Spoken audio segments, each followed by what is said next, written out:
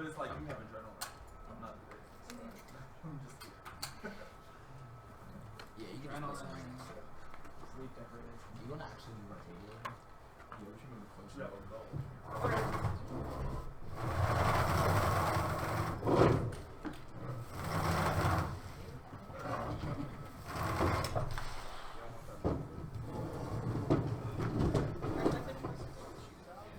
Doc's debating True. together. Is anyone not ready? Perfect. National security efforts finds its origin in a racist history of exclusion codified in law by the Chinese exclusion case in corresponds with the plenary power doctrine, which puts immigration concerns outside the purview of judicial review, turn control over immigration to an issue of national security. The application of power by the courts has given the executive a blank check for xenophobic policy that finds its modern manifestation into the travel ban chain. In 18, whether lumping together for discriminatory treatment can be justified in the name of national security requires a role of the judiciary. The Chinese exclusion case in corresponds to provide presidential authority for Trump action. Once the cases were addressed openly, increases the possibility the legal challenge should result in course correction and the fixes plenary power and ensures that the courts will fulfill their role as a check to executive power. The plenary power operates outside of judicial review. The Chinese exclusion case had the effects of locating federal power to exclude within more power control over borders, and the immigrant becomes a matter of national security. The court advocated its role is intended to play the direct racist basis. The underpinning of plenary power and national security decisions are insulated from judicial scrutiny. The judicial response is persistent, making available the defense to legal challenges to travel ban. The matter is not reviewable by courts. Difference to national security serves authority to the president to suspend entry. It's time to bring immigration and national security within constitutional jurisprudence. And the development of national security has put America into an endless war on terror that historically waged against both foreigners and its own people. The legal prioritization of national security is at the heart of a myriad of form of historical racist violence contemporaneously manifested in a war on black people's security threats. Macaw and 17 core modules can be attributed to the judiciary's expansive interpretation of presidential power. Safeguarding national security is synonymous with a war on terror that could also be between the U.S. and its own people. An executive emergency determination made during times of international as well as intranational threats. The Americans in war on terror can be traced throughout history. In the 1880s against Chinese immigrants, in the 1890s against American Indians, in the 1920s against European immigrants, during the New Deal era against blacks and Latinos. The Supreme Court continued to develop deference in times of national crisis. When looking at the present day police practices, it's crucial to look at national security. Young black lives have been stunted by the criminal justice system.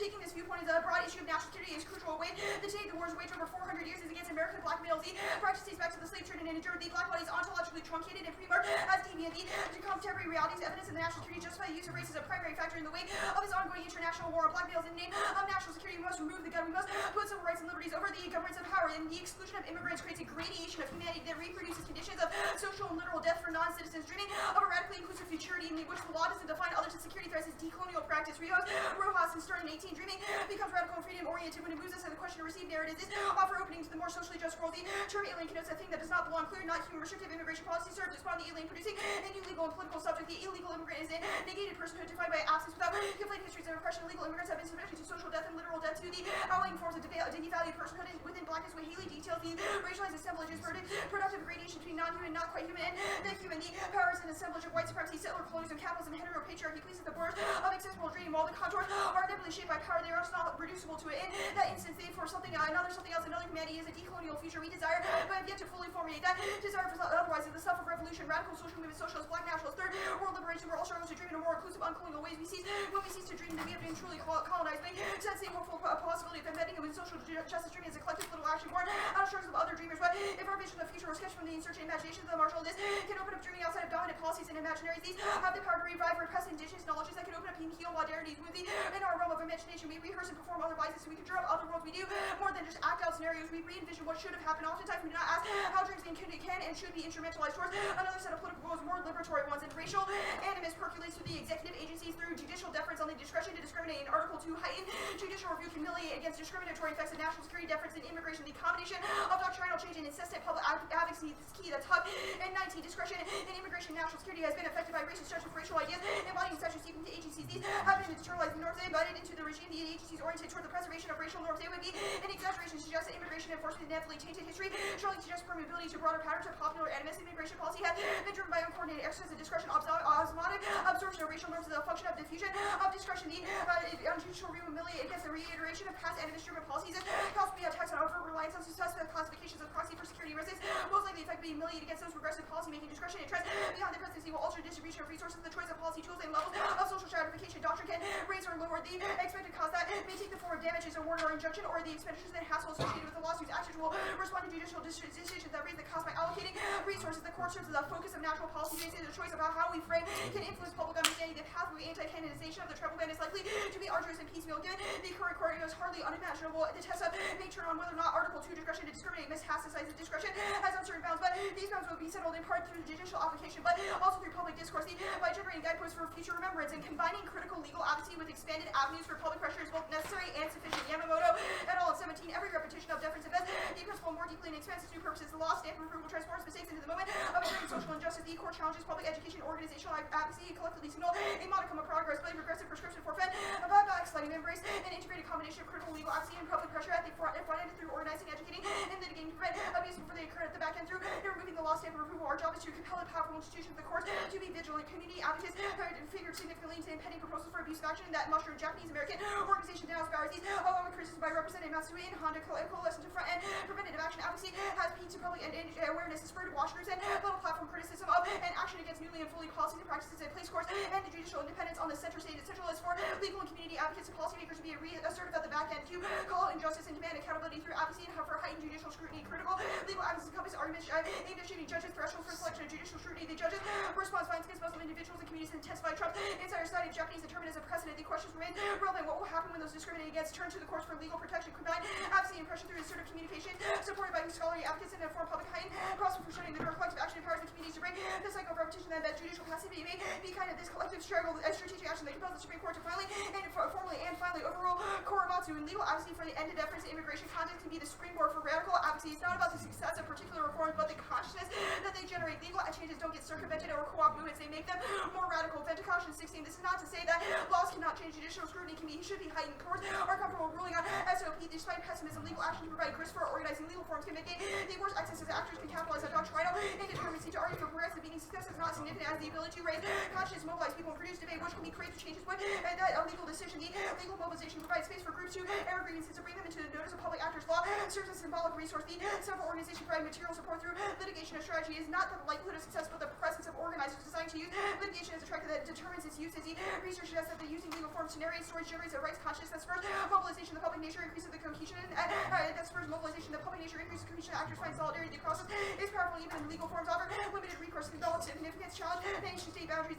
And why IA rejects the legitimacy of institutions yet use law as a means of subversion. Advocates rely on law's power, not its weakness. The law was merely a tool, even a tiny opening to provide a form for radical protest. Action against hegemonic powers. Law can be deployed to break counter-hegemonic ways. Legal challenge delegitimize exclusionary practices and generate new understanding. The legal action generate reciprocal emotions. The conscience generates serves free to organizing. The movement can be resilient in the face of divide and conquer strategy. There's no actors were singly impressed by the litigation. Protest action intensifies radicalized. Legal action is merely one of several tactics. The law can consolidate state power, but it can also have emancipatory character as it provides avenues to curb state power. The litigation generating media coverage provide testimony narrating one story has been important organizing to success. All outcomes not be easily minimized. Undocumented acted on citizens make demands against the state and invoke the law to achieve strategic goals, not enamored by having unbridled expectation of laws and mean to achieve justice. And thus a plan. The United States federal government should prohibit judicial deference to executive agency interpretations of statutes and regulation promulgated under Article 2 of the United States Constitution as allowing the discretion to discriminate. This is particularly true in the context of the travel ban. Legal advocacy is vital in ensuring interim gains for undocumented people and refugees. The app follows a tradition of black Muslim organizing in preparation for the fire's next time. IU and Bendon in 17, the morning after Trump shocked the world, the rights advocates and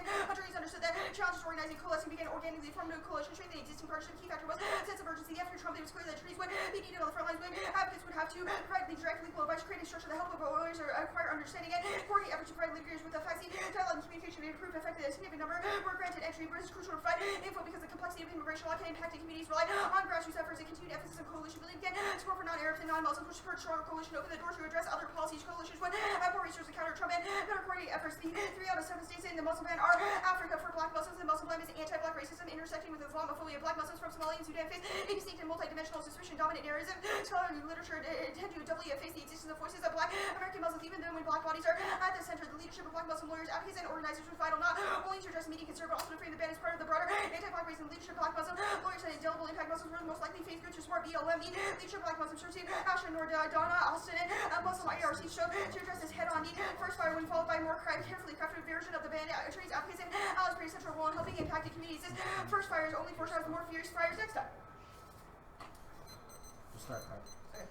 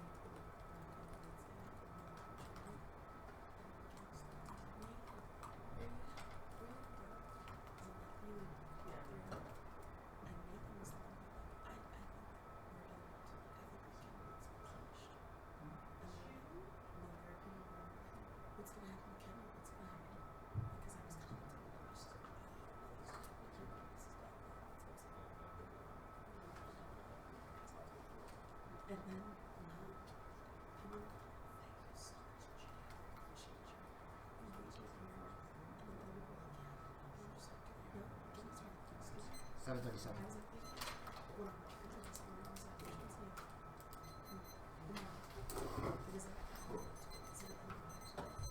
Ready?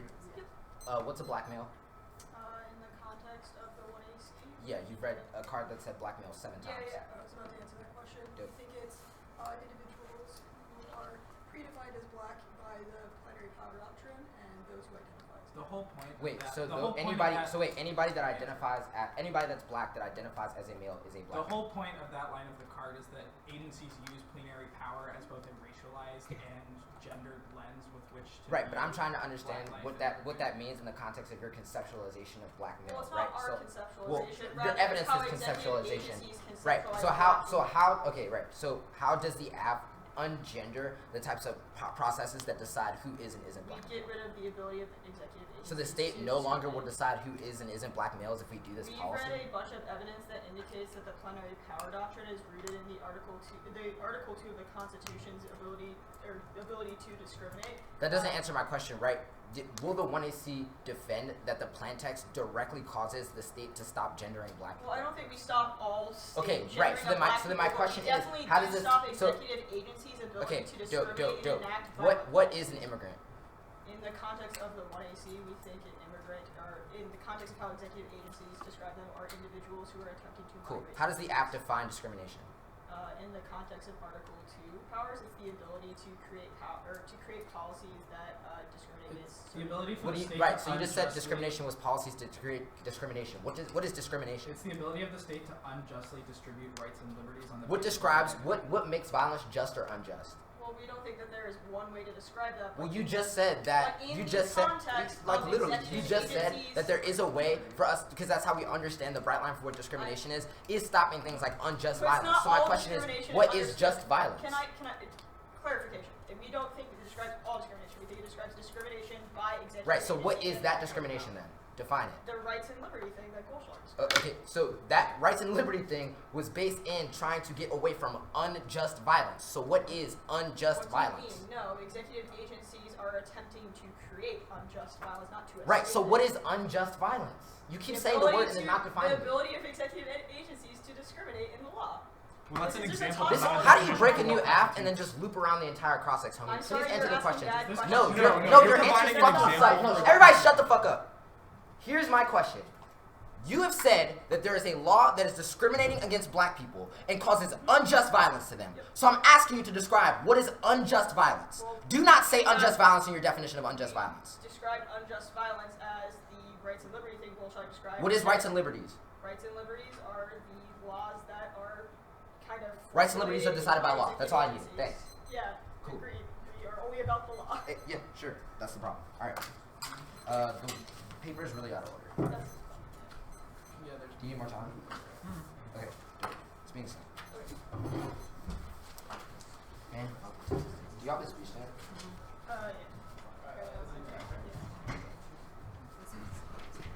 Just make sure they're done to screw, just because I'm not videos.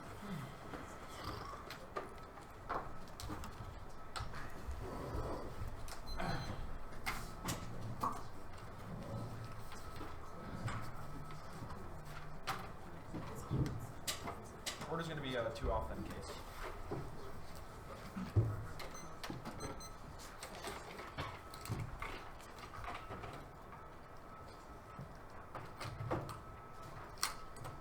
Wait, 1 second. 7:37.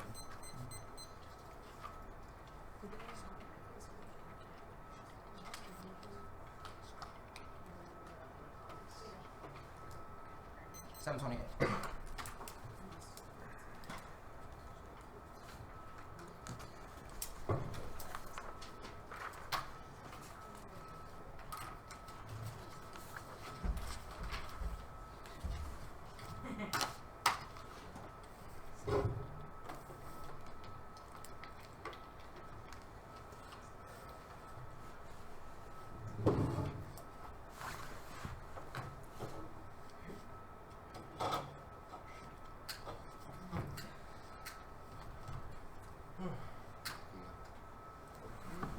Be a fast boy. Swan boy, fast boy.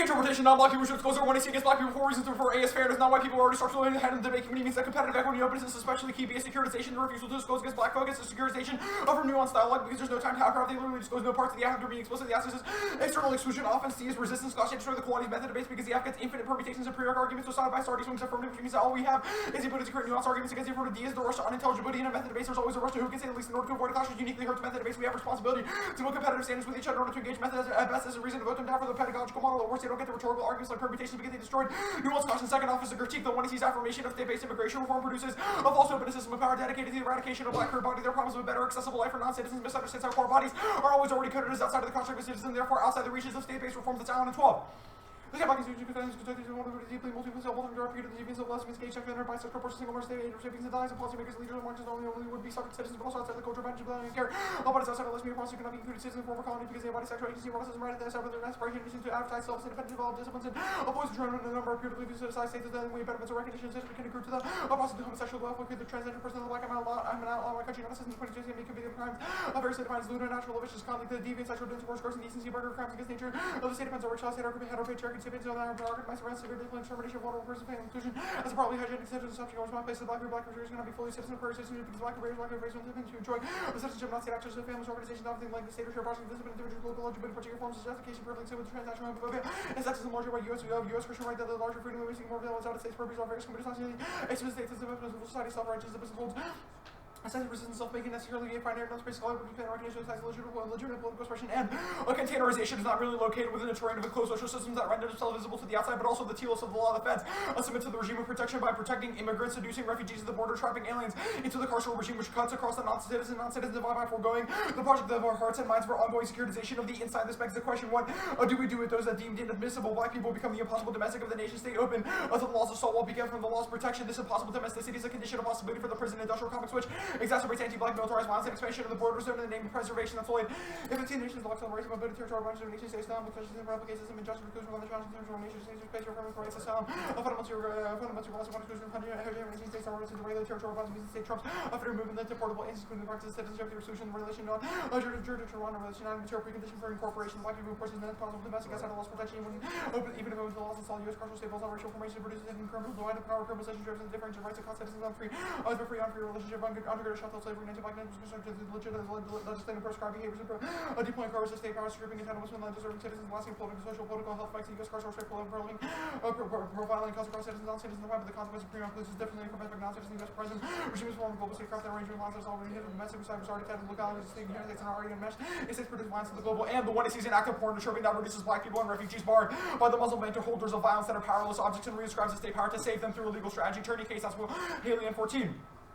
Supposed to refer to that having the black suffering and trying to the table of violence and porn trapping the captive body source and irresistible choice, the sensuality of the thing being the captive body translates to potential porn trapping and body care of physical powers and synthesizing more general powers and high divided by porn trapping and circumnavigate a connubial visible subjection of freedom displaying what the physical powerlessness of the selected set slaves talking on to power the like the same master the double rotation whiteness signifies the heart of the trophic enterprise of the major law of violence linguistically staging the simultaneous sexualization brutalization of female say what it means the ones that can use of violence directed to the black body become identified as pleasure dangers the expectations of slave property are apologizing capacities and their feelings, the same more over the acts of discrimination or access syndrome now African descent. It faces the violence of perpetrated against the black body flesh become various violence or relation transmission and knowledge of certain subjects as well play culture and those who claim freedom as a rightful good. Then on to side to come first in your impact calculus only by starting with the black queer as a conceptual framing for how we theorize our politics and we hedge back against the constant ratio of black queerness that results in material violence as foreign. If it's the black queer central problem not fully understanding theoretical discourse then explain that truth or never rather than taking a fatal vision possessed out of being symbolic of temporality of space and medium every radical proclamation whether anti-humanist or valid humanist critical places finds its unavoidable lines and closings of black some forms of anti-black not properly theorize on differentiation streams homogeneous object polarized on one think violence object used in consider ways anti-blackness cuts the object differently in a different way describe violence between conceivable beingness of the black queer the lack of proper garments like humanist name but the target of violence of the minds itself a theoretical boundary dumps itself physical forms of destruction this on society meaning non-ontology blackness same divisions of anti-blackness extreme condition is solving the being situated society defines what we call the black queer as being does not exist and also existential horizon systemic existence that being inhabits as low frequency existence becomes a consequential part of self narrative life movement future never twice represents the work on all leave subject to said although black queer is trapped methodological requirement the dreaded condition of black queer's condition must continue to theorize on even if we can never actually approach it and the alternative to think through onto side an analytical framing that negotiates the erasure of core bodies from political and humanist grammars and one he sees an attempt to use a humanist grammar to use to solve a genocidal problem an ontocidal problem the alternative creates a new form of theorizing black queerness that epistemologically disarticulates a possibility for political redress only by beginning with the question of the black queer can we create a locus call for the end of the world and a project of global liberation. It's 1 and 17. I propose onto procedure negotiated with humanism versus deployed by decided by signal operation methodology onto how to ban on blackness over their sexual identity possible onto racial would highlight the original death of blackness center humanism onto ontology made possible by onto provides a procedure for negotiating violence because it also could subsidize the factor with the bunch of commodity specificity demands the common experiences of racial weight and possible difference on a structural adjustment only in the world of street humanism nurture how it's inherent balance of humanist language and consideration blackness or strategic alignment with terms of exclusion dual purpose of critiquing humanism and operating with through the performative contradiction of science of particular voices of particular violence and fungible object is not independently exclusive to a corporation determined also side of practice of private intellectual space or certain form of solving ontology and to get the fraction of fungible mind without violence when it comes to a narration not beginning a very vicious hierarchy but at least highlight the introduction of blackness against make such terms also the project of the liberation of African American minds energy rupture laws of American anti-black also although pessimism not embrace of project liberation on society which is considered a necessity propositions field presents new semantic field more appropriate fungible mind on society which pose abandon the sentence field and pose imagine new lexical material to articulate the density of black solving on society way things to ontological implications of violence and the ways violence fractures way the violence fractures fungible mind in multiple ways inherent existence is a possibility for those who embrace African pessimism violence on society and refuse the ontological the epistemological temptation to understand blackness through maneuvers of equivalent from huge difference from either black and intellectual on society strategically racism aligns difference to exploit the about fracturing the fungible mind blackness can fully recognize itself within the human difference in alignment as a justification in terms of exclusion for the purpose of articulating ontological violence and the role of the judge is to decide on orientation for our subjectivities. The ballot symbolizes an orientation to an analytical strategy for producing tactics. You should tune yourself out to the virtual reality of fiat forwarded by the one you see in order to tune yourself into a strategy that moves beyond the world of man. Reject legality as a starting point for how you evaluate the best strategy for abolishing the subjugation of non and subhumans, starting with legal framework only. Skip section. Okay. Only create cycles of hierarchies that produce infinite vulnerable populations. Only our framework allows for the creation of radical strategies outside the law that start from our subjectivity while rejecting the grounds that administer subjugation. Writ large as Alien 14. We're doubting the alternative legal exception person who loses and remains outside of the law and they're going to mind to from the focus on our legal framework and just the eradication of violence of all the populations creating this should also to continue equal distribution of life change and lead to elimination of person who allow for the continued existence of hierarchical difference between humans, not quite humans and non-humans and civil rights and movements. Facilitating corporation, appropriate and ethical costs and man disposal costs of the populations make claims to inclusion humanity removes the view. All its office of violent endorsement of racial slavery or war with the continuation of one of the chief instruments of maintaining creating machine of the resources so much of the world and the impacts of black radicals and the ruling example putatively object must be need not be real putting touch markers on variable liminal territories and subject movements and abolish the grounds which all forms of subjugation or administrative case. Neoliberal migration policy leaves immigrants in limbo, subjecting them to a vicious cycle when their promised statutes that are then revoked. This lands them in the position of precarious legality, not quite a legal, not quite a full citizen, to be exploited by neoliberals. Melts Gonzalez.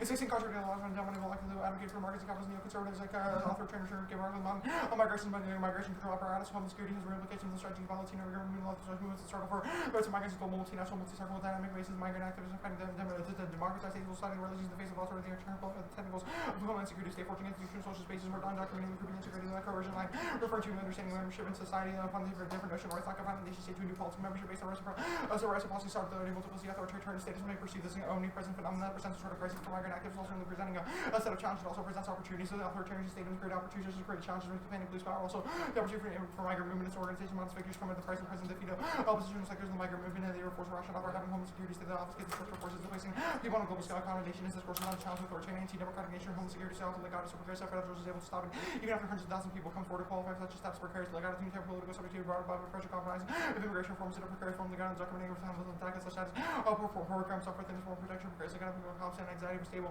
status is constant danger removing broke this type of precarious legato forms of non-neoliberal cycle so both stable rightless worker precarious legato is a form of compromise with the logic of neoliberal staff exploitable labor neoconservatives whites and immigration forms legalization of the capital state and pursue series of promises that could represent compromise without autonomous leadership political direction power from the migrant movements to have a fighting chance to go without precarious regarding autonomous political action needs to create a shift in terrain that makes the towards authoritarian authoritarianism plausible upward kind of conception of the world new strategy and the attempt to create a collective movement around minoritized difference becomes a practice a space for the state and civil society to use the academy as a system of representation and recognition that destroys any revolutionary potential latent in the 1AC. The performance becomes a site of pleasure for the audience that uses debate as a space that valorizes and integrates the 1AC into violent systems of power that's forgets and falsity movements represent academic movement that rearticulates the nature of state and capital so many states civil society from minoritized difference making trading efforts to state and capital engagement under difference in societal representation.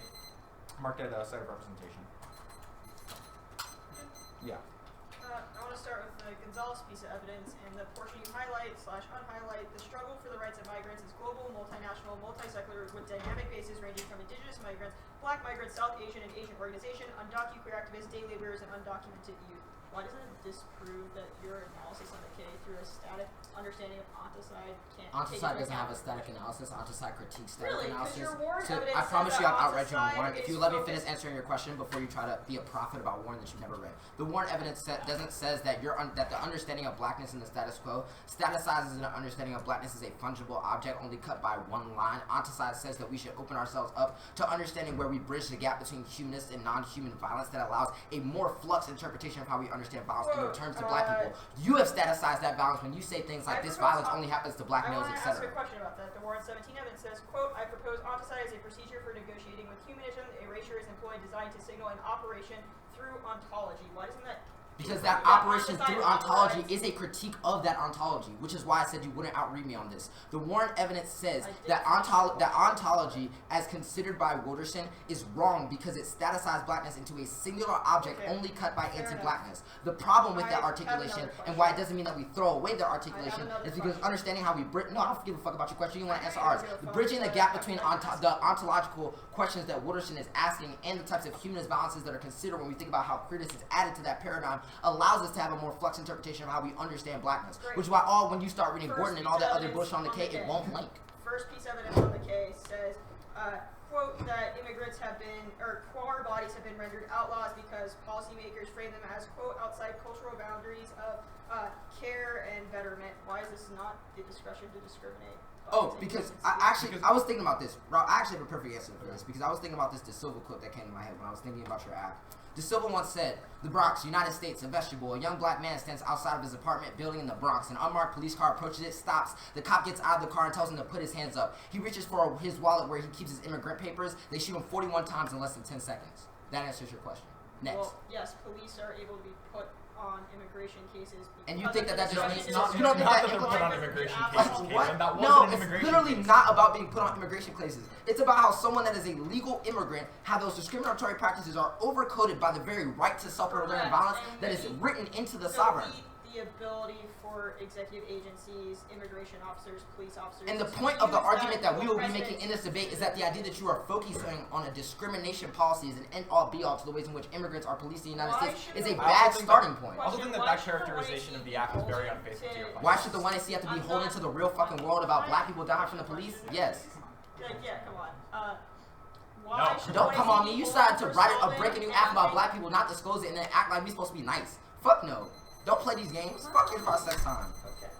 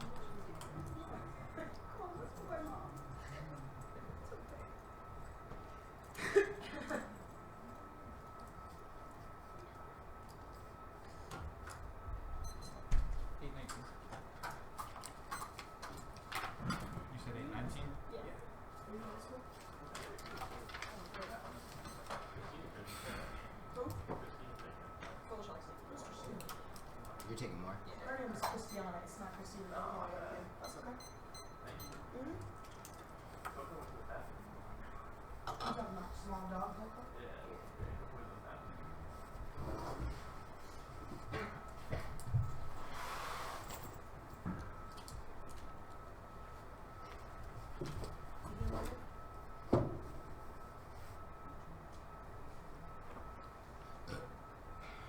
Sorry, I can't see.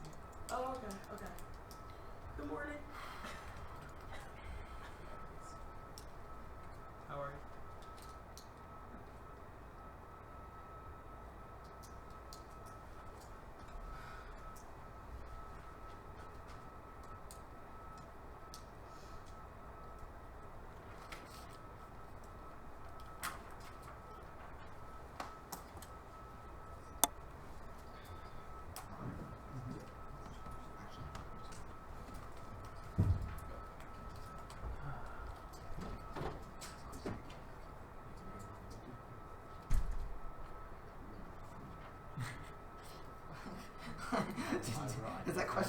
cross your mind. Well, yeah, I'm not gonna tell you. Just take a look. Just take like, I was like, just take Richard, it. and I was like, Scrappy. Thank you. Yeah, low crack, the low crack rank even came from 644. 644.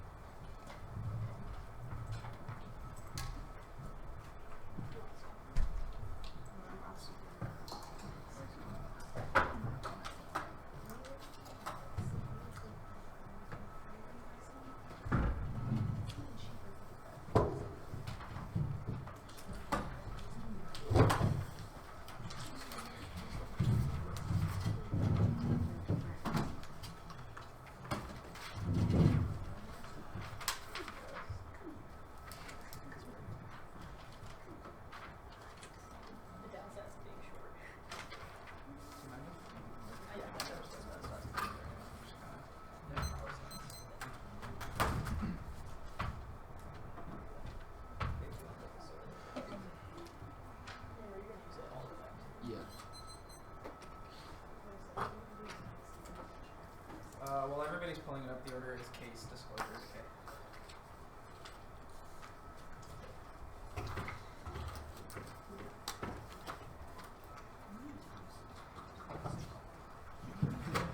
I just noticed.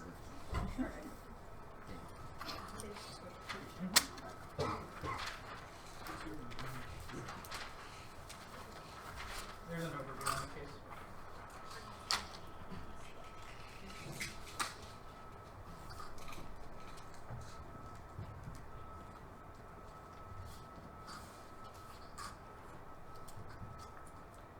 Is anyone not ready? Yeah, I'm not. Just give me 1 second here.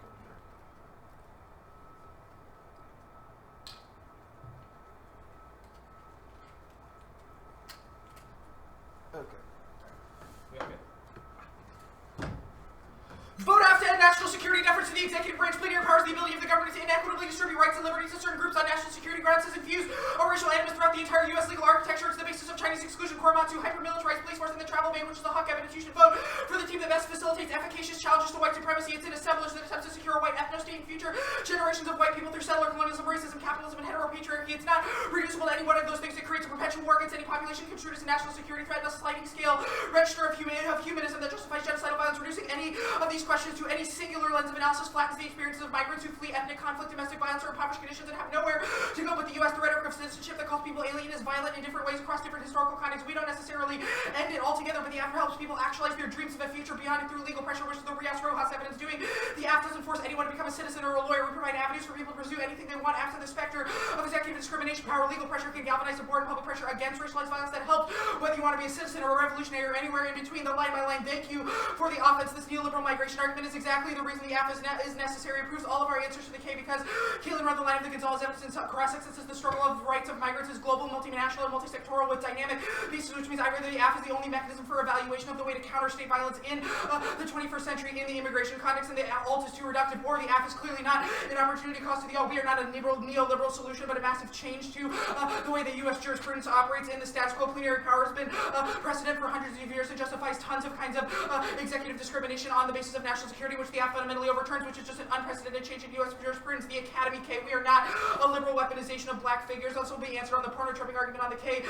Additionally, but all of the 1ACs are the impact turns to all of the statecraft bad arguments in this piece of evidence. I'll explain a lot of this later, but it's a reason why critical legal advocacy in debate is good. It's especially necessary for people in debate to advocate for things like critical legal challenges to deportations and stuff like that in the status quo, because debate is a relatively privileged academic space where we most of us have the ability to get on planes to go to tournaments or not incentivize an ICE raid on to debate tournaments, which is a reason why it's necessary to kind of step outside of your subject position, and sometimes if that is the basis of this argument. Disclosure.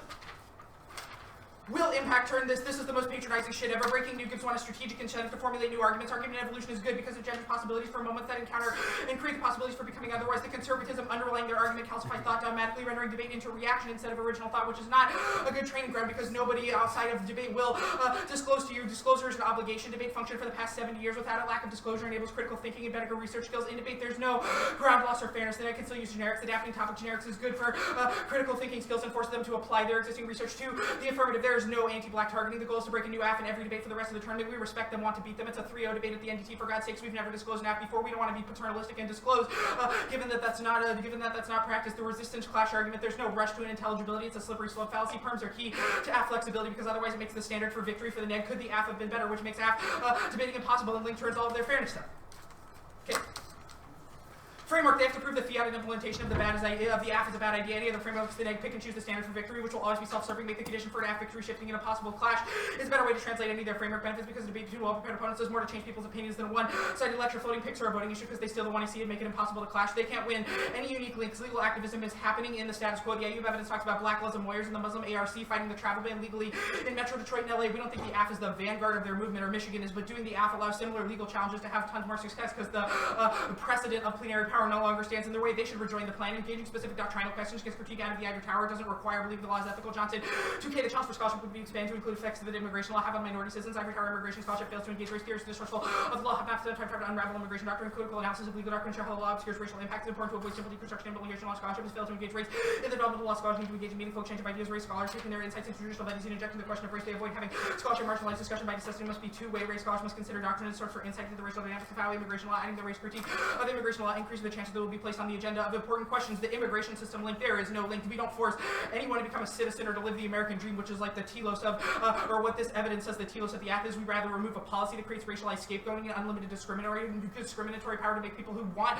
to come to the U.S. lives worse than the status quo. The AF solves the terminal impact. Plenary power allows the executive to group populations and target certain individuals as a national security threat, which creates the graduated degrees of humanity that are the cornerstone of white supremacy. It allows things like police violence against black people, which is a historical tracing of the Huck evidence. Permutation do both. It's critical. Mutual exclusivity is a first choice that flattens the history of immigration, reinforces the anti-black world instead of tearing it down. Malaklu and Willoughby Herod in 18. The roots of analogy confuse imperial multiculturalism from solidarity policy that coheres with black resolution, anti-black racism among non-black movements is neither new nor shocking. This does not preclude alliance. Non-sovereignty of Afro-pessimism requires the classic definition of white supremacy that defines the world through blackness and non-humanity. The Afro-pessimist claim beliefs the Atlantic slave trade's history, the people of color were incorporated simply black, no more no less. Those from rural nations that entered U.S. society and so on terms of subjection and racial contagion state by slavery being allowed to use property, conquest, and settlement to allow eugenic fiction to dictate the story. Decision to U.S. Jim Crow segregation, immigration restriction operate together, co-constitutive of transnational histories of liberal progress narratives. They rest on gender whitening and gender blackening. The claim that only non-black people bear the brunt of complicity is incorrect. Anti-black death dealing structures the world through designation of whiteness for every color, including back essential to any welcome to undo the world. Political ideology based upon monolithic categories recreate the ideological history of the West. Black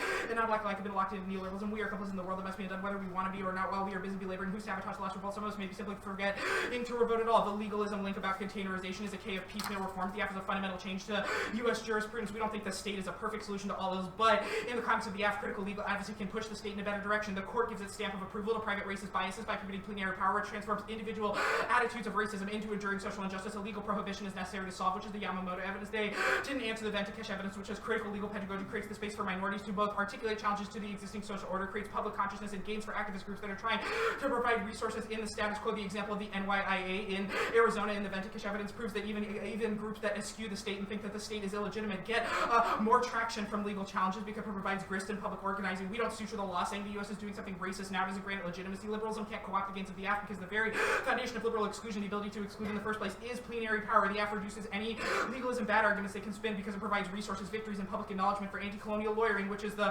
Ayub evidence about the Muslim ARC. The alt-autonomous experiment is aspirational, ignoring the state causes worse villain. Historical struggles against border politics prove engaging the state is necessary. Citizenship and rights aren't exclusionary and can be transformative. King in 16. It's unrealistic to talk about wholly autonomous social structures. The second they're consequential, they'll be noticed. It becomes impossible to be antagonist. The state we were forced to respond to this happen time and time again, from squatting, tightening laws around private property, infiltration by the CIA of the Black Panther movement. History of struggles for liberation has included demands of state engagement In a politics of rights forms, struggles against police violence forms visible collective action against the border. Such struggles have made demands on the state citizenship and seen reinforcing the role of the state as the benefactor. But when it comes to actual practice of struggle against the border, resolute stand against strategies seem naive and insulting. Migrant-led struggles have been claims for rights, sometimes recognition to the only available strategy in situations of extreme vulnerability where people's opinions are highly limited. Recognize that we are in relations of power right now. Recognize that our situation is imperfect. Sometimes we must engage in the state. Go beyond claims that reinforce the state suggesting the representation only brings people into a means of rejecting the vast moments when the oppressive voice their refusal for the Black Panthers, Tucson's Papier demands for representation, challenge power, and create new emancipated subjectivities. The pornotroping link, it doesn't make sense. The app doesn't exclusively talk about Black people, which is the basis of the pornotroping argument. Proves that we're not psychologically invested in suffering or any of that. Pornotroping only reduces Black people to the status of flesh. We disagree. We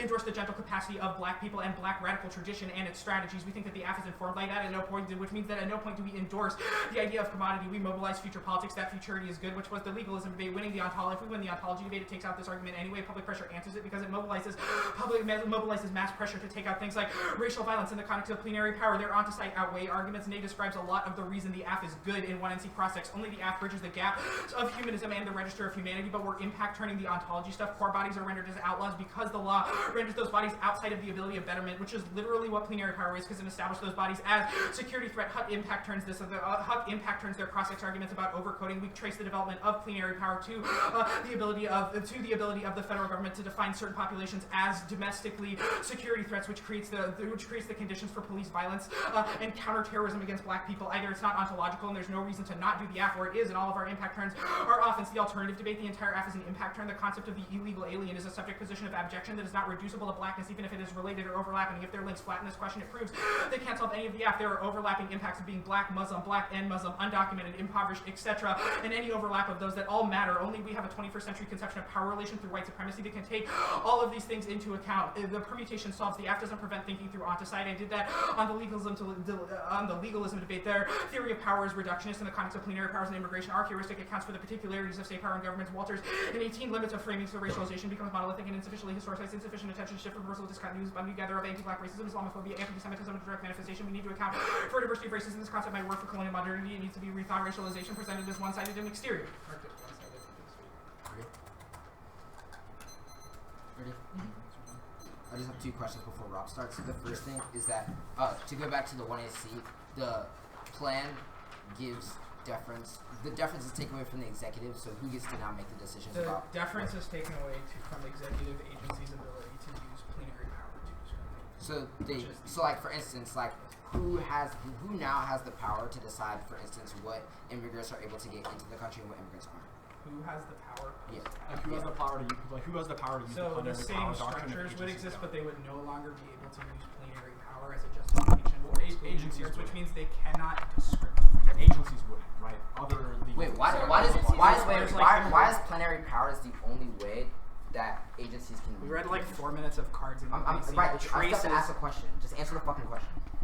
Just try. Okay. The 1AC has like a ton of cards that trace the development of plenary power through the Chinese Exclusion Act, through Korematsu, to the travel ban, and to the way that it's used in immigration. So, courts but in the are status there quo. other ways Agencies that and discrimination immigration could happen courts- to decide what immigrants get into the United States besides plenary power? Are there If your other- argument is that the app I'm doesn't just asking solve if there all are other discrimination. mechanisms. Of course, there are other mechanisms Okay, for people great. to discriminate. We Yeah, think no plenary problem. power is the Okay, that's sufficient. I have precedential a question. effect that That's agencies sufficient. most often use to discriminate Okay, against I'm just going to say immigrants. that again, that's sufficient. I have a question on the case from 2AC overuse. You should vote for the team that best facilitates efficacious challenges to white supremacy. Are debates about challenges to white supremacy good? Of course. Okay, and if those debates are good, isn't that good? Isn't what good? If we have good debates about how to challenge white supremacy, does this make this space better? I think so. Does it produce better affirmatives? I'm not sure what that If your means. answer is we should have disclosed because No, it's fighting white that's supremacy, not the our question whole I asked you. argument. I asked you the question of whether or not having good debates about this would produce better affirmatives, i.e. better strategies. Don't think disclosing makes better debates. Think No, not think disclosing. disclosing. Do specific Where's the negative app? strategies. Trust the we freedom of think that everything. The question is, disclosing do in the specific context negative strategies let me improve answer. affirmative We think arguments? disclosing in the context. I didn't ask you a question about disclosure goals. To Do answer specific your- negative arguments facilitate better affirmative To answer arguments? your original question, there's a reason why we use the phrase efficacious challenges to white Yes. supremacy. We think that they have to develop concrete actions that challenge the legal Okay, structures so you that still allow haven't answered my violence to question. I'm just going to go to If the we next were argument. paternalistic in On the this case, critique, that you would read be this sort of a big permutation do bad both debate. card and say that mutual Yeah. exclusivity flattens history. Mhm. What's the warrant for how that reinforces an anti-black world? So the middle of the card talk about how anti-black death-dealing structures like Jim Crow, like segregation, like tons of other things are co-constitutive with immigration practices, and that they use both the same kind of legal justifications as well as the same kind of liberal logics of inclusion and exclusion, as well as like the European categories of identity. Okay, that's sufficient. My last question is: are all black people Woodersonian Afro-pessimists? No. Okay, sounds fantastic. I'm gonna run prep 728. I'm just gonna go for you read those answers. That's not the one we're talking. You got the whole K? Yeah, I might have to do a little bit of stuff for that. I'll let you know.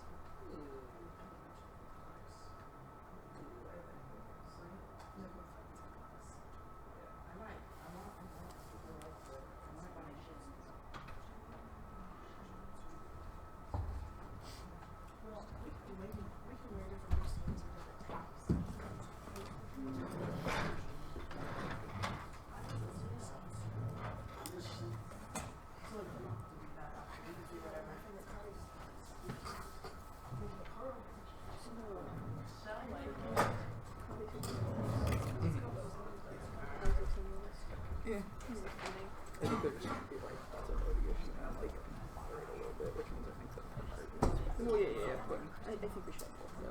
Because this, it's just fine. I know, that card doesn't link to that kit, because it's like, yeah, there's half this like ontological shit, but the reason they say that is the reason you read this part of the evidence is not against pessimism, but to explain why those kind of like mechanisms of sovereignty and mechanisms of black racism are co-constitutive. Yeah, that's how I was trying to explain it.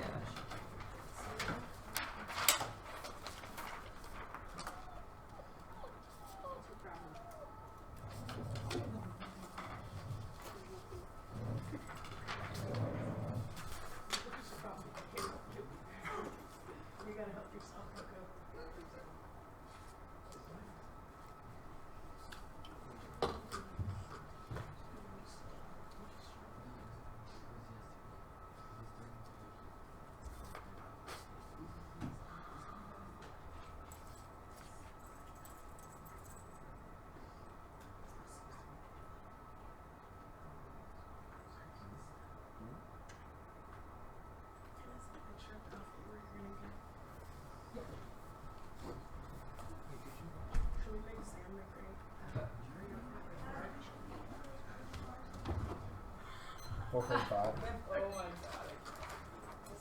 45, you said? Yeah. How much?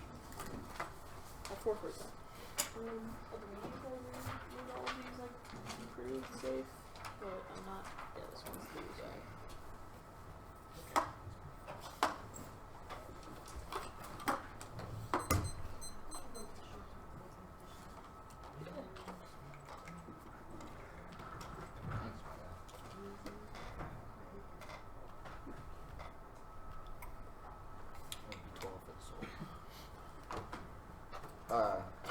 It's the K with the burner page on top.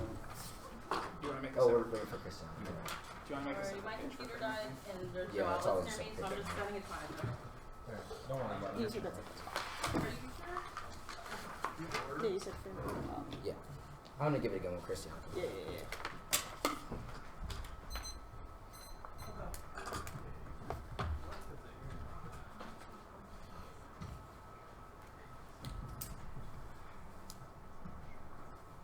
Is there a doc? No, the only thing I'm gonna read is a card that was in the 1NC that Rob skipped, the Sexton card. Okay, cool.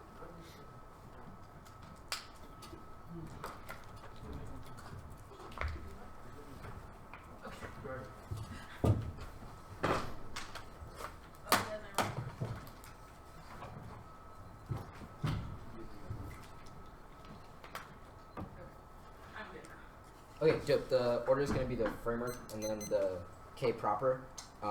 It's going to be a small overview on the K proper, and then the permutation. The only card that I'll be reading is the Saxon card that Rob skipped from the 1MC dot.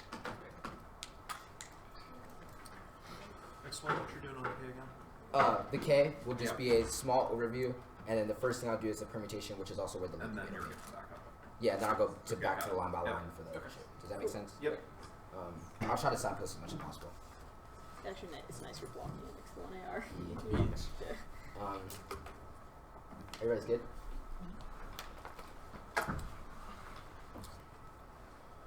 Roll the judge in this debate is not the best orientation for our subject information. The Wheelie evidence says that subject information should be required question how we consider legality. The Wheelie evidence that they are reading per a lot of their 1AC evidence cites the Wheelie book that we are citing here. The Wheelie evidence says that thinking of the form of non-human, not quite human, and humanist violence is considerable only to the question of subject information because I also understand how we craft policies in the first place, which means that we outframe them on the fair debate. The Wheelie evidence says that subject information is acquired question of legalism because if we allow ourselves to be formulated by the law, we can never think of ourselves as unsolving, which the Saxon evidence our reanalysis is key. Section 16.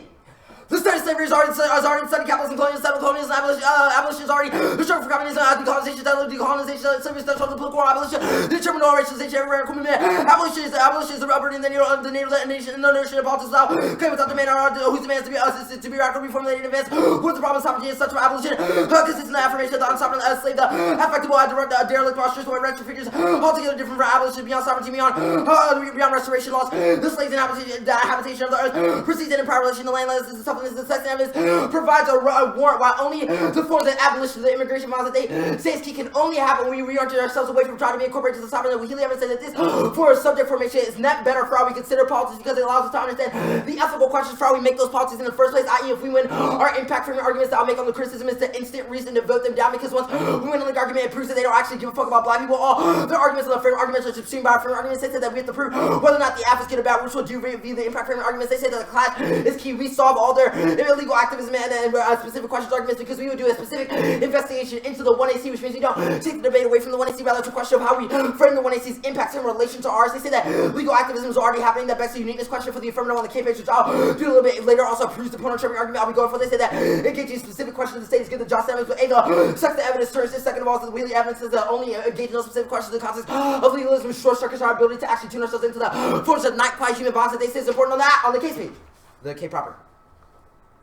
The only question of this debate is whether or not the 1AC is participating in a process of ostracization of not being enraged that accompanies the existence of black queerness. Black queer bodies have no grammar, suffering, and open to overkill because the violence that happens to them cannot be theorized by human social violence or no ontological frameworks because both ontology and humanists fail to understand how the commodity that is black queerness is cut in multiple ways to do both anti-queerness and anti-blackness. Our Allen evidence explains that this cutting is especially true in the context of state-based strategies of immigration policy because those forms of policies are always operationalized via the human category citizenship that is coded through anti-queer violence. The figure of the black prostitute, the black gay, and the black trans are all locked up with the ability to attain the citizen status required to receive incorporation into the nation state, which is exactly why HIV/AIDS policy is used to push black queer Haitians out of the U.S. But even when they are included in that system of citizens, it's only to trivial stigmatized lived experiences of core bodies that fuel things that HIV/AIDS stigma that materializes itself in the forms of gratuitous violence. Trip out is a tripping strategy of liberation for black queer bodies because only using ostracized free valuing strategies allows us to understand specific violence that coming out of black queerness and raise all other frames about all other frames of evaluation on placing in relation to core bodies. We are able to reframe debate into a space to plan strategy resisting anti-core violence, which is key to any form of liberation for black queer people. If we win, the 1AC fails to resolve anti-core violence and that produces that violence material. You should vote negative piece and affirmative cannot deliver any type of care or incorporation for black queer people. Now I'll do the alternative debate here, the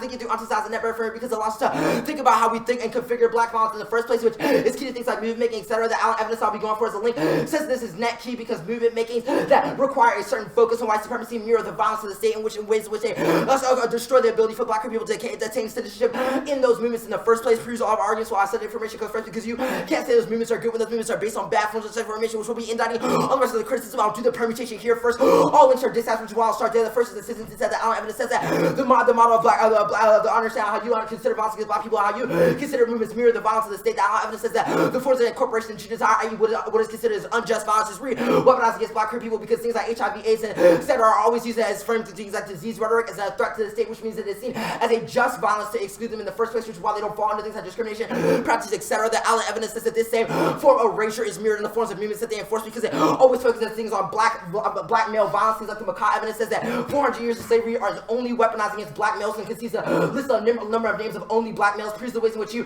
forward only an understanding of violence that is focused upon an iconography of black malehood and the ability for black males to lead the movement. This is exactly how people in the Black Panther movement were able to rape black women and then justify by saying they could rape white women. They were also able to do things like when MLK is able to have orgies in his fucking hotel room, etc. while he disavows his wife. All proves the ways in which your iconography of certain black male violence creates a certain form of movement making that turns all internally turns all your arguments about legal advocacy and also causes a specific or racial court violence and the silence under your movement framework, which means people are able to do things like allow people like Jamel Moore to be killed by Ed Buck, who donates to the Black Lives Matter movement, etc. because Ed Buck is a donor. They're able to fund things like the legal advocacy, etc. while saying that Jamel Moore, a black queer man who was killed by because he drugged him with meth, etc. was justified because of the ways in which Black Lives Matter need to achieve a larger goal. All this proves the ways in which you formulate things like movements, etc. require a certain erasure regardless of whether or not immigrants can be incorporated into the nation state. The next argument, the Lloyd evidence says that there's a continuation just add to the way in which you understand what is discrimination politics and what immigrants be allowed in the first place. Things like discrimination policies can be re-weaponized against things like disease rhetoric, etc. in order to explicitly exclude black queer people. The Lloyd evidence says that the U.S. is able to make liberal moves to make more incorporation of immigrants so they can do other things to disincentivize them from coming. You don't stop things like, for instance, Trump saying that anybody that tries to access public services can be deported, etc. All proves that you don't stop things like ICE crackdowns, etc. which is why the Bronx line I read in the De Silva evidence, shout out to Charles Anna, the sheriff in the context is important because it fundamentally shows the ways in which whether or not you are able to be legal or not does not assume the ways in which the police always already have the right to kill in the Negro slums. We think that this fundamentally turns your ability to access things like legal advocacy, etc. because we never get to the court if we're shot 41 times when we try to get our immigrant papers out in the first place. The Lloyd evidence is specifically key because the forms of accounting that you do in order to talk about incorporation, etc. are exactly what is used for Trump to justify more forms of liberal moves to disavow black queerness in other ways by using things like bad disease rhetoric, etc. The Wahili evidence is a reason why your model of porno tripping is bad. The Wahili evidence says that your understanding of black people is being able to do the labor for you, to get advocacy for them, i.e. every time you say that this work is already be done is exactly what the fuck we're telling you. You shouldn't have to be the one that give a green stamp to it because the Wahili evidence says that it allows us to always morphologize blackness into something that can be simulated for our use. The Wahili evidence says it's specifically bad, i.e. the ways in which you are able to choose certain iconographs of which black violence you affirm, which is why the black male shit is important and unique to the AF. It also proves the ways in which your movements will go down. Also force that form of iconography, which means it destroys the ability for us to do things like say that black trans lives matter, etc. because we never configure what we think and discuss the ways in which we think about that violence in the first place. Turns on your black Muslim arguments because those things are actually the reason which the reason why Malcolm X is able to distance himself from Louis Farrakhan is because that form of black Muslim cooperation, etc. exactly how Louis Farrakhan was able to coerce things like his secretaries into bad forms of coercive sexual violence, which is exactly why the model of advocacy that you forward is only a blanket statement that affirms things like black nationalism, which has always already been about hiding the violence that happens to black queer people. Proves that we're able to solve all your shit net better because thinking through Antiside allows us right, we have to do the perm proper because thinking through Antiside allows us to have a framework for how we're able to evaluate violence, which means that we can fix the movements before we're able to endorse the app, because the only way the app is effective in the first place, which means if we win, the alternative is a net better way to think through subjectivity, i.e. the intersections, all the link debate I'm doing above it proves that we're able to solve the app net better because the app requires those movements to get better, which means that we are a better internal link to the app than they are. Blah, blah. They say there's no link to that evidence because they get rid of racialized scapegoating. You obviously don't ungender the process of DC rhetoric and etc. That I've isolated as the link to that evidence in the ways in which it mirrors itself in the black movements. They say the app is able to solve it, can't solve movement formation. You have no way to keep movements accountable for killing black queer people. They say the app is a fundamental change. That's false. The app is a liberal reform, which is why it turns your king evidence, i.e. how the king evidence says that we should not think of ourselves outside of social structures. You think your app is able to disarticulate itself from social structures by saying it's some new fundamental change to the U.S. when it actually forces the same basic big politics that I've already indicted above, which proves that you are the fundamental change. They say that critical legal pedagogy is key. Now that critical legal pedagogy leaves Jamel more in the dust to die. They say that liberation doesn't co-op, but no, you are. They say liberalism doesn't co-op, but no, you are liberalism trying to co-op those movements because you just blankly forward them without actually investigating any of them. They say that ignoring the state is networks. We don't ignore the state. The alternative takes into account, i.e. how black queer ballrooms were always already doing the work of abolition, giving undocumented immigrants homes so they never had none. All proves the ways in which we assume that the state will do that violence, but give a home to those people anyways. Is why our movements are not better. They say the app or why our epistemology is not better. Also, you assume, they say that the app is exclusive to talk about black people, but now there's our argument. Our argument is that those intersections can only start with understanding of black queer because it bridges the gap between humanist and non-humanist violence, which is exactly why it's necessary for a mode of epistemology for us to be studying black and Muslim, etc. and all those other categories. It's the best starting point. They say that the app bridges the gap. There's a saviorhood. This has to the ways in which you think you bridge the gap for black people in a world where you don't even investigate the movements, just forward them because there are a bunch of black names on them. Proves that porno tripping link I did above. They say that impact on ontology is no warrant for this. They say that there's an app. The app is able to impact on the all. I don't even know what this means. They just say that intersectionality is key, which I've already answered above. They say the perm solves best. I'll probably do that in the one or other. They say our theory is wrong. This is an indict of the ruse of analogy argument that Wooderson makes. I don't know why it links to any of us. None of our arguments are about a ruse of analogy, and none of them are starting intersectionality. Stop breaking high school odds. Cool. Good. Yeah. I want to talk about these So you make link arguments about incorporation into legal structures of immigrants, and you make link arguments about discrimination on the basis of disease. Can you rectify this? Wait, what? Like, it seems like the ability of, like, maybe I'm misunderstanding the link argument, but like it seems like the ability to discriminate on the basis of like this HIV/AIDS stuff is kind of distinct from the is like the opposite of like liberalism co-ops immigration. Well, no, Maybe that's what the Lloyd evidence argument is saying, is that liberals make moves to do things like, for instance, say that we want this liberal policy that incorporates immigrants so they can do other things that also disincentivize them from coming, like laws that stigmatize HIV/AIDS. Why is that the case? Why does like passing one liberal policy provide the ability to do something else? Right, like because that? it's a smoke and mirrors tactic, right? It's classic politics, right? So which is why that we are able to say that we do this thing, so you have to shut up about your demands about immigration. Why is that a reason to vote against the AF? Like, because we've isolated specific links to how what you align as discrimination requires a particular erasure of violence that happens to black queer people, because things like HIV/AIDS are not discussed at the level of discrimination, but as a disease that threatens the nation state, which wouldn't be discriminatory under your definitions, because like you said, that violence is just, which is why I tried to ask you the question of which violence is just versus unjust, because the nation state there, if the discrimination is based no, it's not. That's what I'm saying. They can't call it discrimination, because HIV/AIDS would be a national threat to U.S. disease security, which isn't understood as a discrimination threat, but it's rather saying that we don't want it, because it's not based on things like, for instance, it's not coded through things like, oh, we don't want black queer people here. It's coded through the language of people with HIV/AIDS threaten national health, and so we need to stop people with HIV/AIDS from coming. Yes, and our argument is that your configuration of what considers as a threat to national security only understands that in relationship to what is called black males, or how you describe it as black males. Wait, and that's the link argument. That's fine. And it's part of it, but our argument is that the way in which you have configured that violence and how you configure what you think of as discriminatory practices destroy and erase a lot of the other ways in which what we understand as discriminatory practices is recoded through the law as non-discriminatory. The example doesn't make a lot of sense. It does. Why does the overlapping nature of being black and Muslim? Tell me about the history of black Muslim coalitions, and tell me the history of black Muslim coalitions, and take Louis Farrakhan out of it and make it make sense. I don't understand why that's intrinsic to the AF. Like, because Louis Farrakhan is one of the foundational people that decide how these black Muslim movements go down. That was a great idea. What? Like when does the AF endorse that? I don't. So the AF doesn't endorse black Muslim cooperation, i.e. all of your answers to the link argument that was like, we need to investigate black and Muslim. There are all these black Muslim movements doing all this good shit. What do you mean? You are just talking about the idea I feel like of black this is a new app, but I really feel like that was in one of their tags. Like, I deadass feel like you were like black Muslim. I am asking talks about what the black Muslim plenary- lawyers like Donna Austin and Asha Noor, who are part of a different organization from Louis. Being part of a different organization does not mean that you are not influenced by that legacy of history of how those movements go down and are formulated, which is why the Allen evidence says they mimic the violence of the state. Do you need to block? No, I got it. Rob, are you sending out cards? Huh? Are you sending out cards? No. Okay. Fair enough.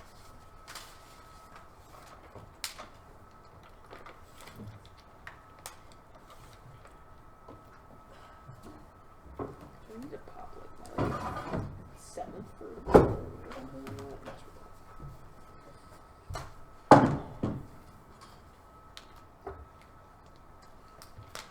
So the order's going to be the K. I'm just doing perm, then I'm going to disclosure theory, and then I'm going to case. Give the timer. Perm disclosure case.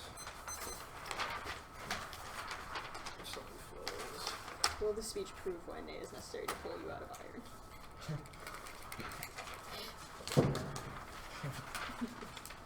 That made me mad. Just gotta troll a little bit. They pull you out. Only to get right back down to iron. Okay. Oh, shit. Is everyone ready? Permutation do both one, they don't get a permutation if we read one alternative. Since this debate is a question of competing methodologies, the 1C should be an article or effect in competition with a negative method. A, they should defend their method of representations, allowing them to alter the 1C post facto. Forces us to debate against ourselves and forces late brain debates, which eviscerates clash and negative prep. B, they don't get the permutation that makes sense with the F needs to hedge back against multiple conditional positions, but one-off debates, all they have to do is law they have to get away with not defending a substance of the 1C F conditionalities and voted for competitive equity and clash into the permutation has to be severance or intrinsic, either in severance or political subjectivity and invocation of the law, or makes use of an external mechanism to resolve the contradiction between the plan and the alternative. Both facilitate a strategic execute towards the affirmative that makes it possible to 1 is a -3. The permutation is a new link. It's a form of passive white supremacy that uses non-committal language and ethics in order to preserve the system at all costs. Any demand for black liberation is added solely as a project for an image of inclusivity while sidelining black projects and manipulating black people to work towards our goal. Every 1AR about the absolute necessity of removing the plenary power doctrine is the link they like to play like radicals, but their allegiance is liberal, which is why they look away when anti-poor violence occurs outside of their legal register. And force the sequencing. This also apply the alternative arguments here from the 2 and see a centric discussion of black person, the only analytic that can yield solutions to the violence of civil society because it is positioned that all other theories fracture around means you vote negative to endorse the alternative before considering the question of plan 5. The permutation doesn't solve the benefits of legalistic approaches to immigration trades off the analytical on society because the plan maintains structural logic of anti-blackness that produces forms of exclusion based on citizenship in the first place, which is the Allen 12 evidence 6 the core of fungibility to set any attempt to capture scholarship is to capture the core body itself. The state and neoliberals make use of small concessions to appeal to the masses, but these concessionary acts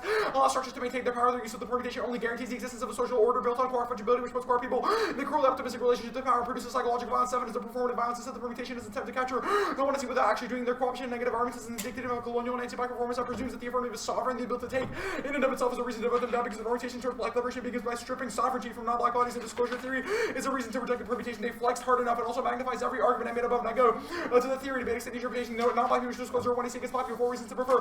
First is fairness. Non-white people are already structurally ahead. They haven't answered this argument. You should default to sort of resolving the social fairness argument with your ballot. Because the securitization argument that they have the refusal to disclose against black people is a securitization of nuance, either a sort of obviation of prevented them having a discussion with the affirmative, having a discussion with us about whether or not the strategy worked for black people, which is intrinsic to producing methods that are efficacious to challenge white supremacy, which is their framework argument. In the 2AC, I'll get that a little bit later. Sees resistance costs. They destroy the quality of method debates by doing things like getting permutations instead of allowing them to obviate the sort of mutual exclusivity between the alternative and the affirmative makes it impossible for us to have a competitive strategy and actually discuss whether their method is capable of doing these things. D is the rush to unintelligibility. Method debates, there's always a rush to say who can say the least, which is why they're sort of pulling back on the question of the affirmative on the K debate, which means that we have to build competitive standards that allow us to have these good debates in the 2AC. Of course, also that the resistance question, rush to unintelligibility or fallacy, but there's no warrant for this, and also my extension should probably solve because it gives you a clear explanation of why that works. This is a reason to vote them down because their pedagogical model is uniquely bad, even by their frameworks. It's also a reason you should be skeptical of every single answer they made on the critique, especially when they do things like enter the ontology debate. When we read someone who criticized Afro-pessimism, we made the honor to weaponize their affirmative against black people by taking up the moral high ground, which is in and of itself an all-societal erasure of black queer people because it's a performative link to the affirmative, i.e. insofar as they can avoid discussion with black queer people about whether or not the method affirmative is efficacious for those people. I'll do the vast majority of the 2AC here.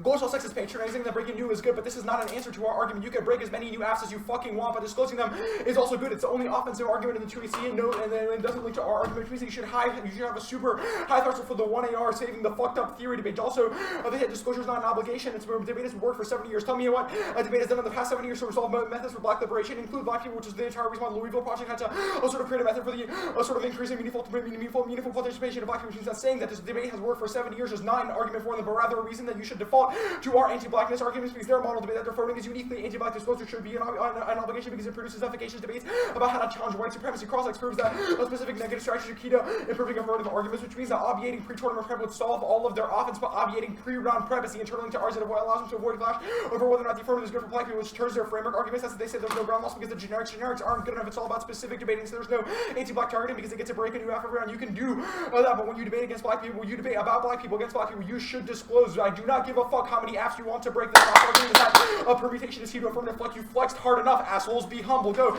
the case debate. The Gonzalez evidence uniquely internal links the vast majority of the affirmative indicates that when immigrants are incorporated into the sort of to the civil society of America, they become sort of a precarious legati, that their position is always indeterminate insofar as the affirmative can guarantee entry into the United States, but it cannot guarantee protection from things like policing, etc.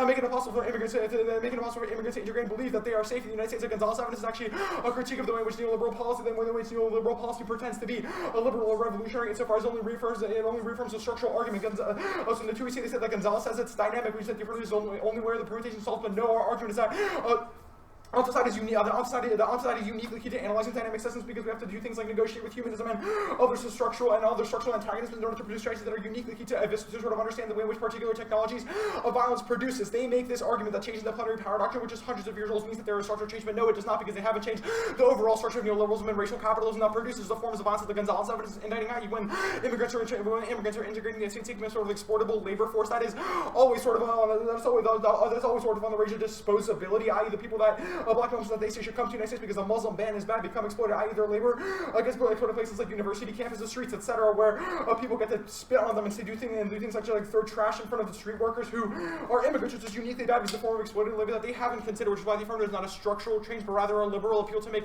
small reforms without changing the overall structure of how these things functions, which is exactly why the criticism is key, because the only way to analyze these sort of intersecting forms of violence is the analytic side, because only the alternative can solve for the sort of intersection between neoliberalism and exploitative capitalism with things like anti-blackness, anti-queerness, and anti-immigrant violence in the context of xenophobia. They say that their answer to Pronoun begins on case, but it was pretty bad. Their arguments about how a critical legal advocacy and debate are turned by all of the disclosure theory arguments insofar as they weren't able to produce an efficacious debate about how the affirmative is capable to challenge white supremacy or how they came critical legal advocacy, because critical advocacy doesn't mean shit if you don't have someone to contest it to force you to defend your arguments. It means that you should default a negative on every single argument on the flow. I do not give a fuck how many new apps they want to break. I do not give a fuck how much they say they care about black queer people. They don't, and they've shown that. NDT Rob is my favorite. That's fine.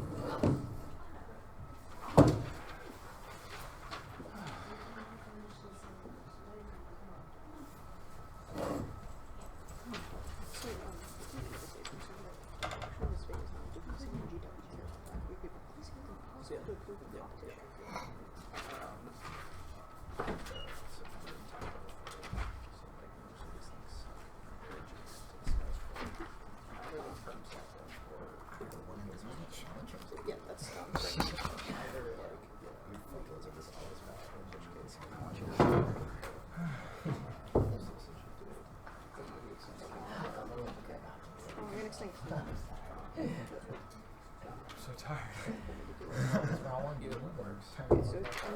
Actually, just like I'm not afraid. Yeah, just make sure you're at the top end list slash like you have like a thing that's just like a bunch of examples. A bunch of examples. They didn't. Hold on. Yeah. It's single card about disease. The 2 and C part we talked about. All of their examples about specific evidence for all the kinds of things. They're not allowed to like reach with the one I see. other examples of HIV and disease discrimination. Those are just, yeah, I already have that. I have that when those examples are given in the overview. I already have that example in the overview. Yeah. Disclosure stuff, are you okay? I just want you to say that because that's the Like, Make sure you yeah, we don't give a fuck. We're not trying to fuck. Yeah, exactly. I already have all that. Make sure you consider all the Well, I was gonna do that. It's like a general It's just applicable to which is just challenges to white supremacy, which in turn you can't just make sure you racial side. I get to put this call back. Hold on. How do you want me to let you know if there are blanks?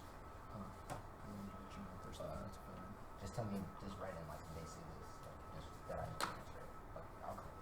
Like no documents. Contextual target obviously. So Okay.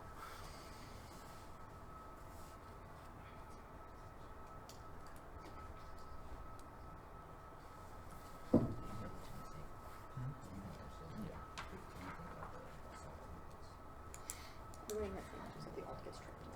Yeah. Okay. And like, I have discrimination. I need also to put fault the sex one. discrimination. I need to fault the one. What is that? Yeah.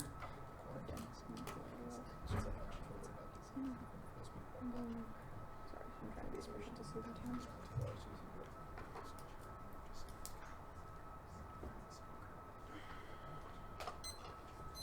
313. you stop time. Would you stop at? 313. No, that's not true.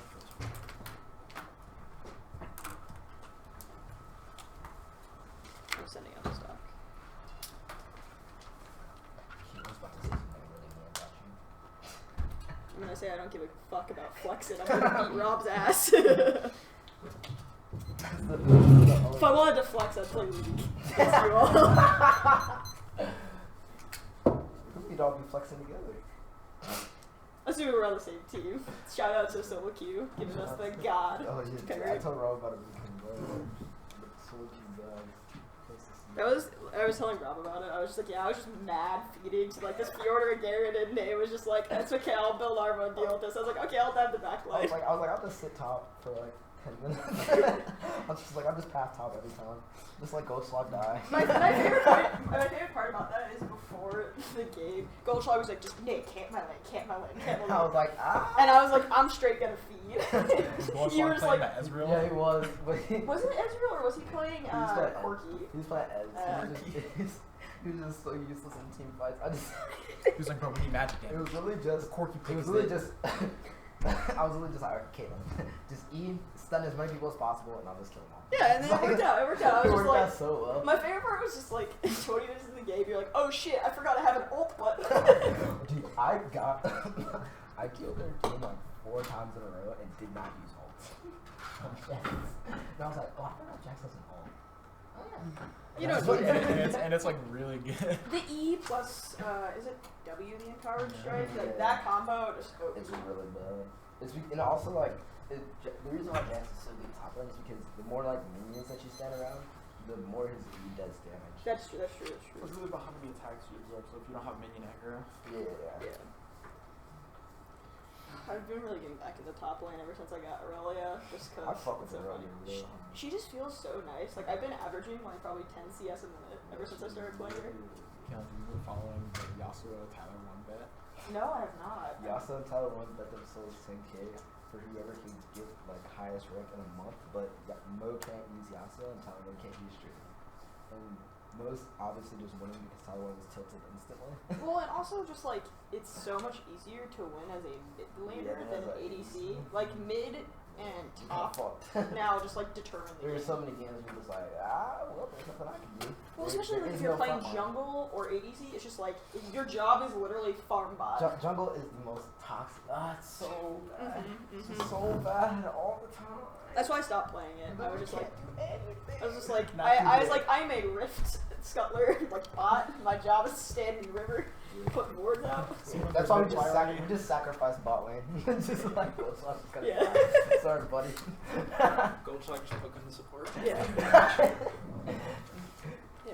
And also the brand that Goldschlag support did all the poking, so Goldschlag didn't get any attacks. Oh yeah, you missed every Q. 150 farm in 20 minutes. Yeah. Yeah, there's stacks on his queue. Like, oh man. Alright, is everyone good for an order? Yeah. It'll be the AF, disclosure, and then the K. I'm just gonna follow 2 in the order, so like the framework overview thing, whatever. I'm just gonna go straight down. It'll be clear what I'm answering.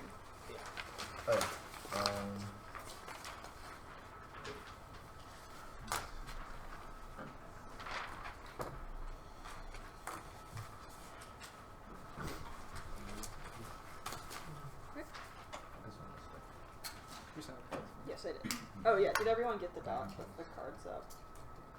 Oh, you sent cards. Yeah. My laptop, my bad. Okay, no worries. I should have made that much clearer earlier.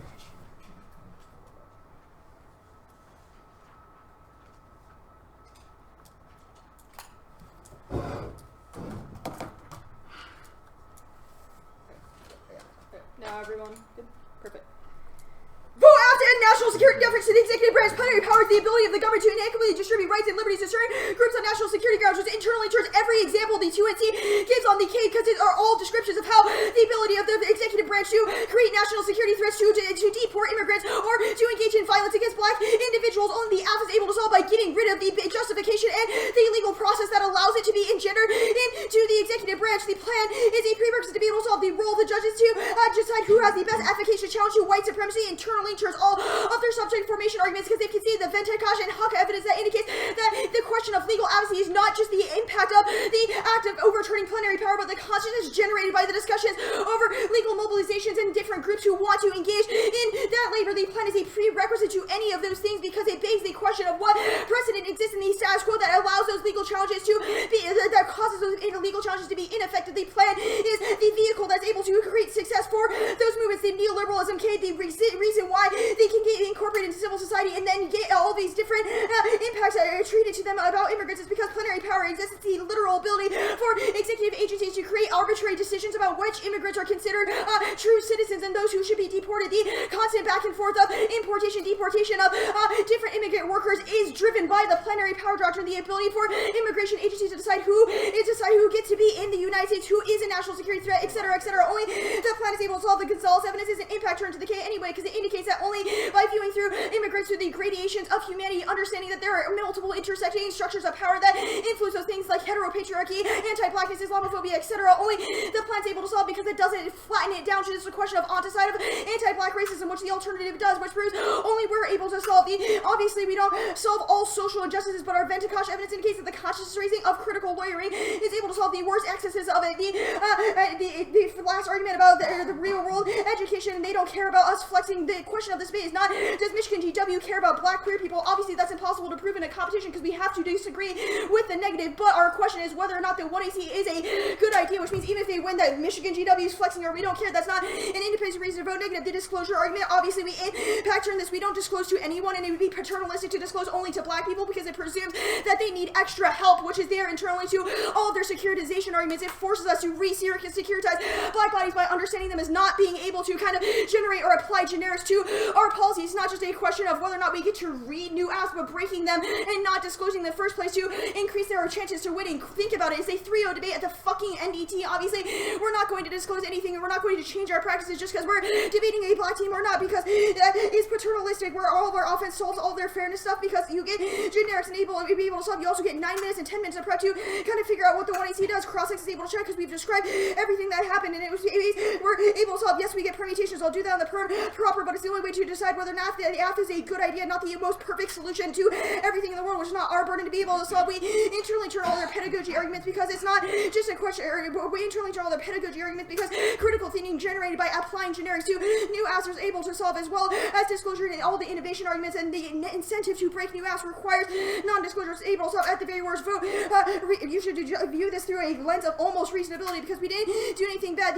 We read ontology answers and roots and analogy stuff. The Malaku card was not an answer to Afro-pessimism. The way you should read that piece of evidence is a reason why we need to have a pluralistic view of how violence occurs, which is what our argument was the whole time. The framework debate, negatives must prove the fiated implication of the plan is a bad idea. It's the only way to ensure that we get access to 9 minutes of offense. It's key to fairness because it's the only way the AF can determine the ability to engage in what offense we can compare to the alternative. Clash outweighs and turns all of their offense because it's only comparative view of how we can compare theory and practice in this debate, both between the debaters and your ability to decide as a judge, which proves all of our offense comes as a prerequisite. The role of the judge argument was internally turned. On the other page, plenary power is the basis that what Haley cites as the reason why the law is able to discriminate, and Sexton is wrong. That's Speaker 9. Sexton is abstract, referential, and vague. First Sexton races about blackness. There are other racialized relations. Native peoples were racialized by European, introduced Han Chinese have been racialized Tibetans, all the way including slavery, that whites have been racialized blacks and racists as blackness to insist that their only possibility flies in the face of a great deal of human expertise in the North. How racial ideas emerge. Sexton does point out flawed tendencies in multiracial advocacy, but he imputes them onto the whole movement. Sexton argues from conclusion to evidence. He cherry picks his evidence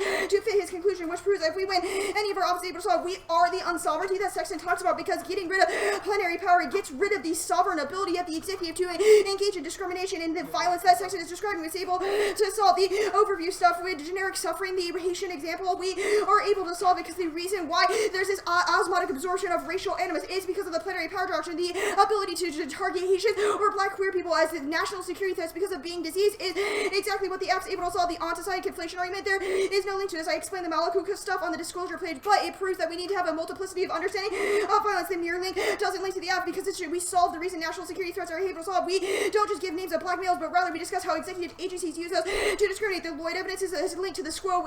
The reason Trump and ICE can do bad things is because of the plenary power, the porn troping stuff. There's no link to it. We're not just about blackness, nor are we long description and suffering. Second, the Vectikosh evidence indicates we internally get the King evidence answers all their perm bad arguments because it indicates that we may have a multitude of understanding how violence how it occurs, and we need to kind of analyze those different intersecting arguments. We do get permutations because the only way to ensure that the app gets some kind of competition, it's not just a question of whether the app was the best idea ever, but whether or not the alternative is mutually exclusive. They have to win a unique link to the app in order to prove any of their arguments. We're not stealing their labor or black labor. Rather, all of our evidence indicates that having white, non-black individuals talk about this legal advocacy and kind of engendering it in competitive space is necessary to kind of challenge how anti-black racism forms itself in kind of academic spaces. The Huck evidence answers all their psychological violence arguments because it indicates the critical consciousness pursued by the 1AC resolves it.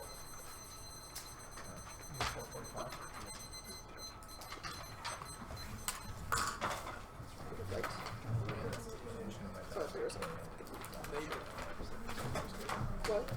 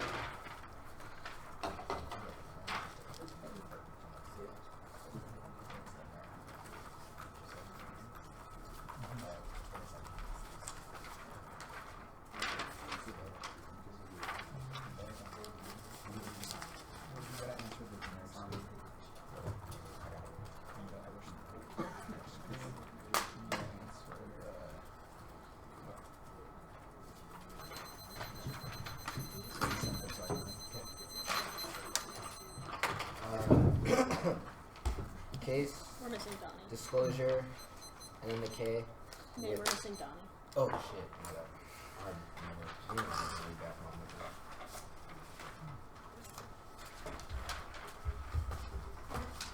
that. Sorry, I didn't mean to take the win. No, you're good. Order.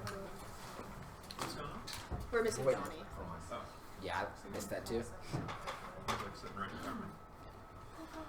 And he's just walking because I walked to the restroom at the same time, so I think he's walking back.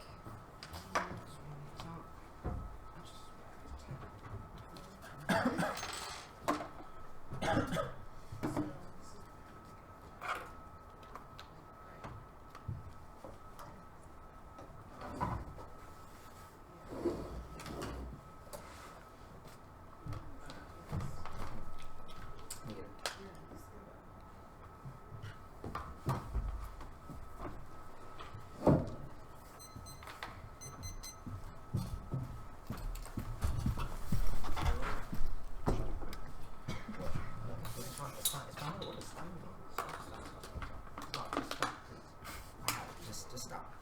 I got it.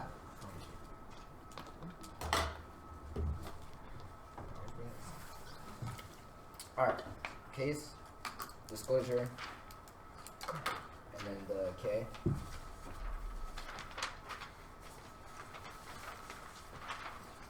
With framework debate on top, and then the same order as the 2 and C, basically.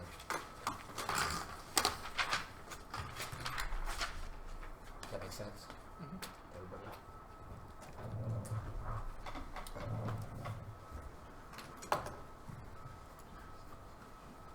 Everybody good? I'm not going for the Gonzalez card, but their turn is false. Thinking to emphasize the dynamic nature of violence because the negotiation with humanism allows the analyze the particularity of certain forms of violence not fall into the trap of liberal humanism. The app doesn't have a single card about the planetary power doctrine that is used to exclude people on the basis of diseases like HIV, AIDS, which is a discrimination that is done through quarantine laws. Nor they have a card about block proof codes, which means the case that turns to the app and all my analysis on the case and answers the case. Disclosure. The further issue for this flow should be that the 2AC does not isolate an offensive reason why not disclosing is getting that so before it links to the K, which comes before fiat implementation of the app. Even if we don't want disclosure, it's a reason to reject the team. You should see as a reason to hold them the high skepticality of their ability to extend the app and reach with arguments about how they solve everything on the criticism of our interpretation that you should disclose to non-black people should disclose to black people. You can have as many infinite new apps as you want, but you have to disclose them to black people. We think that this is potentially good because last things like resistance class, etc. If we win that this debate should be a question of subjectivity and that their non-disclosure practices perform a bad faith that allows them to avoid discussions with black people about how things like anti-black should be resistant, how those strategies should be organized, even if we don't win the framework debate, producing debates that engender good discussion about how to challenge white supremacy is a prerequisite to voting for the team that best challenges white supremacy. They've considered specific negative office as key to producing the best debates, which answers all the generic good arguments about how anti-paternalism argument is not paternalistic because only disclosing to black people doesn't mean that you think that they are fundamentally not able to argue against you. It means that you want to have an open and honest discussion with them about your politics. You're proposing about black people is the only way that we can have specific conversation, which is key. Generics aren't enough when you are discussing black death, which is why opposite sides should be preferred. All of their arguments. Yeah, cool. I did it mostly. Obviating pre-tournament prep solves all their offense. Yeah, obviating pre-tournament prep solves all of their offense. This might not be a reason to reject the team independently, but you should hold them in a high skepticality and not be able to allow them to stretch all their evidence when I go to the criticism now. Cool. Okay. At the top of the role of the judges to decide on the orientation of our subject, the Wheatley evidence is the only piece of evidence on the phone going forward. It says that forms of subjectivity information are prior to legalism because it allows us to understand how we are able to orient ourselves to the sovereign in the first place. Key to understanding how we understand violence. The Wheatley evidence says the form of subject information is key because it decides what types of policies pass and how we describe discrimination in the first place, which is why all of our index how they describe and understand violence, which is key to how they afford those policies formulate. I.e., if you only talk about black males, that is the type of discrimination policy that your things will forward, etc. All proves the ways in which such information is intrinsic to the solvency of the affirmative, which solves all of their arguments. Things like plan good, plan bad, are solved on ours because we are a specific investigation of the plan, but whether or not it should be good or bad in relation to black bodies because that's how their movements are made. The fairness and clash arguments are also solved by the specific interrogation stuff I did about. They say that white supremacy turns to Wheatley, but no, it doesn't. Our evidence in the link I'll be going for turns your white supremacy for me because that monolithic focus means that black movements will mirror the power of the state and cause the anti-queer violence. They said that sexism is wrong. I don't need to. We'll go for the sex evidence in order to win the Wheatley evidence. Just as the sexism is vague, which is not applicable to Wheatley. They said that they get rid of the sovereign's ability to do violence to immigrants is obviously false. Every cross they say they don't get rid of everything, just planetary powers. Proves that the app isn't a rejection of all discrimination, just a certain ability to let immigrants in or out, which we've already indented as them not being able to do above. Okay. One of y'all makes a mistake conceding the thesis of Autoside. They've conceded that violence against black queer bodies is the only thing that matters in this debate because queer bodies are always away from discussion of policy and pedagogy. Your battles. The only question which team provides the better strategy of liberation for black queer bodies because the one evidence from the one he says we need to strive to find an approach to resolving the violence towards queer bodies as the only starting point for ethical politics and movement outside the space. The one concedes that state-based forms of immigration and corporation are always already parasitic towards the black queer body because they rely on forms of citizenship code to the anti-queerness, which means you should vote for the alternative in order to align yourself with an affirmation of black for an affirmation of Autoside that allows to understand how black queer people were always already doing a net better work for how we deal with the possible process of state coercion, i.e. the ways in which ballrooms already create homes for undocumented immigrants, etc., which is net better than their form of corporations than nation because that corporation requires a stigmatization of those HIV, AIDS, etc., which obviously the ballroom is exactly able to solve. The concession of this example proves our epistemology is net better than mutual exclusive with the permutation, etc., because incorporating the ballroom into the state destroys the purpose of the ballroom. That's also a link to the quad front to be able to disestablish makes it impossible for us, for black people to be able to head back at things, back against things like the moral high ground, etc. They should get a permanent law with the adult disclosed because it's hard for us to come with a specific link arguments that are able to turn the permutation, etc., because it was inevitably justified, causing the app bias, etc., which are already impacted out on the disclosure flow, which proves you should have a high ability for them to be able to do things like permanent when they don't have a single heart about black queer people. It proves the forms of race that one is talking about. I'll go to the link debate here that also turns the permutation. First, the only link I'm gonna go for is the Allen evidence in combination with the Lloyd evidence. The Allen evidence says that your understanding of discrimination requires a form of movement making that mirrors the violence of the state. The Allen evidence says that things like none of your cards talk about the ways in which disease rhetoric is a specific national security threat that formulates things like HIV, AIDS that makes it impossible for you to be able to incorporate it into an understanding of discrimination because that violence against black queer people is seen as just violence because it threatens the possibility of the nation state to remain healthy, etc. All these things means that things like quarantining policies are outside the possibility, are outside the things like liberal immigration reform, etc. But enforce and inform that liberal immigration reform. The evidence says that this understanding is key because that says that this understanding is key because black movements will mirror that. I.e., you're focusing on black male body space and iconography. That means that movements will do things like cause intramural violence towards black women and black queer people, proven by the MLK and Louis Farrakhan examples that give above all conceding the one year. The evidence says that this is a specific strategy of coercion where the state is able to incorporate black queer people only insofar as able to disincentivize them other places by using neutral terms like HIV, AIDS is a threat to the nation state, etc. All proves that you don't actually give a fuck about black queer bodies, which is the first thing that comes in here. Impact calculus, how do the rest of the line behind here. They say that they are able to solve racial animus. The purely racial animus is exactly how you're able to get out of the, which is exactly how you're able to erase the gender formations that causing that focus on black male violence, which makes it impossible for us to articulate black queer intramural violence, which is the Ed Buck Jamal Moore example I given the 2 and C. They say that Haitian stuff is solved by this. They don't have a single card about it. You shouldn't give them a new answer to this. They have multiple understandings.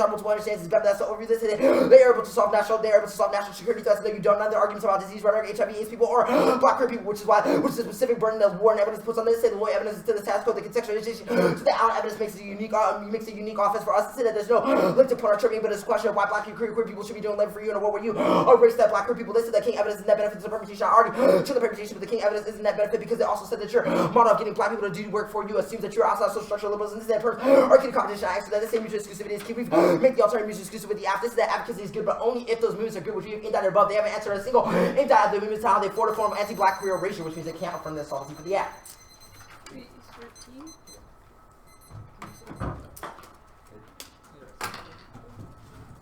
Just let me know, I can say the one. Charles.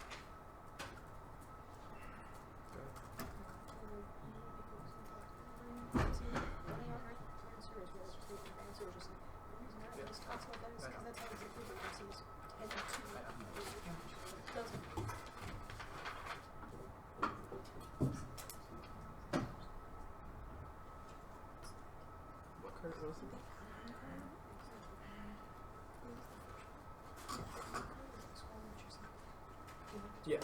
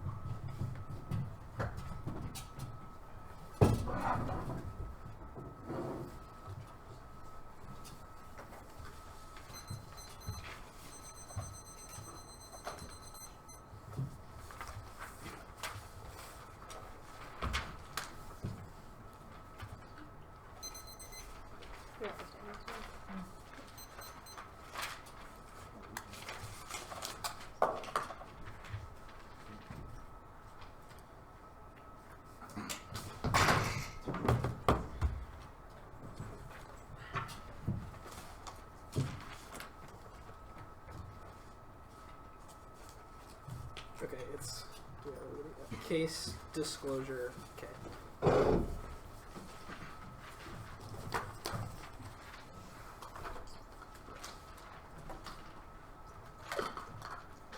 Sorry, let me pull this down.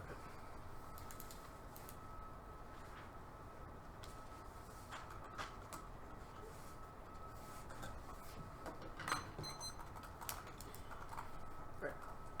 Anybody not ready? Was that a yes? Yeah. Oh, you're good. Cool. Alright. The 2NR goes for a bunch of super generic link arguments that don't come to grips with anything that the AF actually said. You should vote affirmative to end national security deference to the executive branch. It's the ability of plenary power has been traced as established in the Chinese Exclusion Act, has been used as precedent in Korematsu and tons of other racist cases like the travel ban as the very justification for the executive to discriminate. Voting AF means executive agencies no longer have the ability to discriminate in the first place, which answers a lot of the terminal impacts of their link arguments. They haven't answered anything about the AF's changes to plenary power. They have conceded the piece of Huck evidence that says that the invocation of plenary power creates a situation where the executive can justify certain groups as threats to national security, as threats to terrorism, without any restriction on that authority, which means that it creates not only things like the justification of hyper-militarized police forces against black individuals because they are perceived as domestic security threats, but also as all of their link arguments about national security, national disease, national security arguments. They don't think they have a card on this question about why the discussion of national security in the context of disease is not something that the AF prohibits. They have conceded that the AF prohibits the ability to discriminate in the first place. It's exactly what Reagan did by excluding immigrants who excluding immigrants who weren't heterosexual or had HIV/AIDS on the basis of that as a national security threat or as a threat to public health. All of the arguments that they extend on the Gonzalez evidence, I know the 2NR didn't go for them, but this is a reason to vote affirmative that the 1AR very explicitly extended that says that the overlapping nature of neoliberal violence in the immigration context is a reason that their analytic can't come to grips with anything that the AF says is important, because there are overlapping natures to that violence. Either the alternative does not preclude those, and legalism in some ways is good, which means there's no reason to not do the affirmative, or the alternative does preclude those, and all of our impact analysis as to why legalism is good should be sufficient to win the debate. Disclosure: this is a non-starter debate. This debate is not about whether Michigan GW did something good or not, but whether the plain text is a good idea, which has been our consistent framework interpretation throughout the debate. I'm pretty sure the paternalism DA is pretty convincing. Is pretty convincing in their interpretation of only disclosing to black teams, given that we don't ever disclose assumed black teams needs extra help, which turns all of their discussion arguments, because it culminates in tension and rudeness and just a paternalistic model where white teams don't want to actually engage or have important discussions with black teams. Their no link argument doesn't make sense. Obviously, we think we can have a discussion with you. It's the fucking 3-0 debate at the NDT. We respect you all as opponents and we want to beat you, which link turns all of their arguments and proves why it's not a performative link, because we don't try to skirt discussions on this question. It's not our fault that you read it's not our fault that you read legalism arguments that don't link to the AF. The framework debate, the role of the ballot is to vote for the team that has the most efficacious challenge to white supremacy. All of our legalism arguments prove that only the AF can solve this. How you should ask yourself before you vote on this subjectivity question: what is the link? Why does the AF trade off with whatever form of subject formation they think is good? At worst, it's just a legalism link, but I'll do link defense law. There's a fairness to add to their interpretation. Subjectivity focus is inherently subjective, and me proves impossible debate, because they could just make because they would lower the threshold for a negative victory to could the AF have done something better, or could the AF have incorporated it in a different perspective, which makes it impossible to be AF and move 9 minutes of the 1AC, which is all of our 1AC is the reasons why that's good. The black males argument, they just didn't answer the link turn to this at any point in this debate. Our Huck evidence says that the reason that uses the phrase black males in the context of how executive agencies do that discrimination in the status quo, because they use a both gendered and racialized lens to commit violence with a sliding scale register of humanism. They're not going for sex in argument. Maybe they're not going for it, but it proves their lens of analysis flattens the debate to singular structures, which all of the AF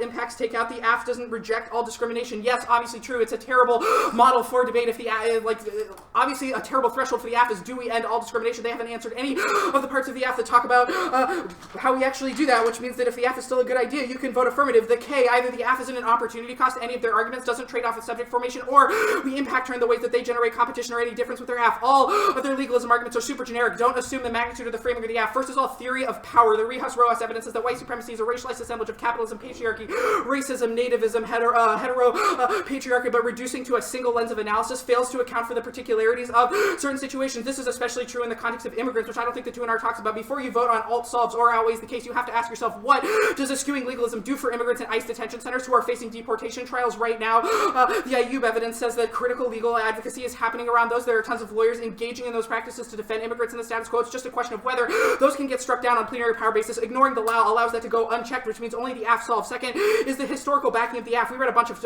evidence that traces the development of plenary powers initially substantiated in Chinese exclusion of tons of racist cases used in Korematsu, the travel ban. It's still on the books. The Huck evidence means that they can't win an impact because that framing creates graduated degrees of humanity that operate on a sliding scale that places immigrants and black people and queer people outside of the register of white subject positions. Plenary power allows them to be framed as terrorists. It's informed by the third is the movements that are informed by the AF. They have super generic coalitions, bad arguments going through in the debate. They have no arguments about the status quo. They conceded the NYIA example that was a group that actually challenged the legitimacy of the state, but those legal organizations in the context of immigration and challenged them to be more radical because it showed them the limits of what the state, Consciousness building. because it creates consciousness building. The Muslim ARC example wasn't answered either. That the kind of critical lawyering that our Ayub evidence talks about private rights resources to undocumented queer people in Detroit and LA. The public consciousness raising because of those victories in the courts creates legal pressure and media spectacle about those events, which is the Yamamoto and the Ventikush evidence. All of this proves the permutation solves any of their incorporation of citizenship arguments because they can't account for the specificities of how critical legal advocacy happens in the status quo. Onticide might be an important condition, but it's not the only condition in the U.S. right now, which is a amalgamation of a racial assemblage of white supremacy, the impacts of which are deportation, ICE extension, and exclusion. We solve only the reason that the impacts are outlaws. The argument that they can, the alternative can create homes for people, the AF is a prerequisite to that because those people can't even get access to things like what the alternative is talking about if they're excluded from the country or have violence committed on them based on plenary power.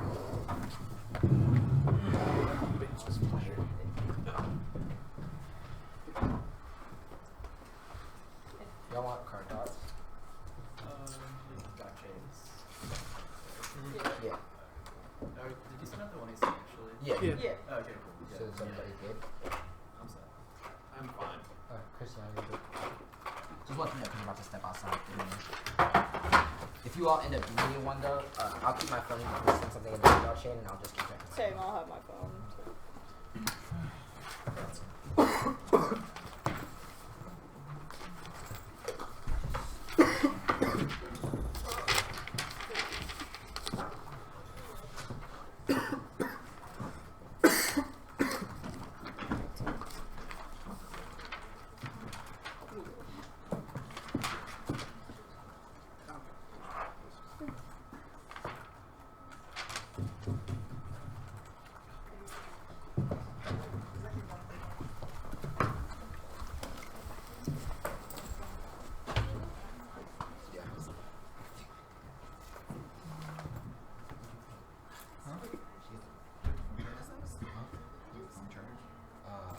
Yeah.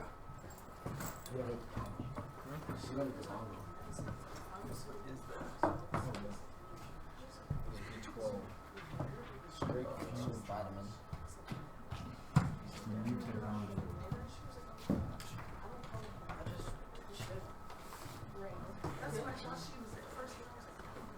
Yeah, right.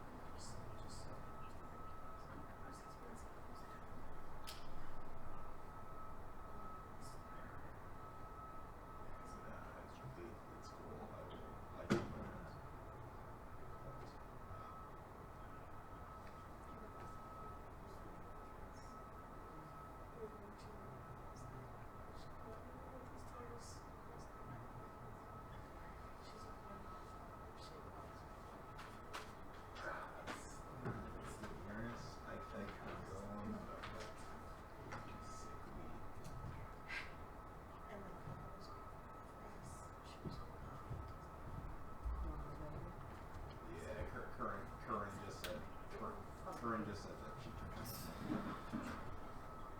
Yeah,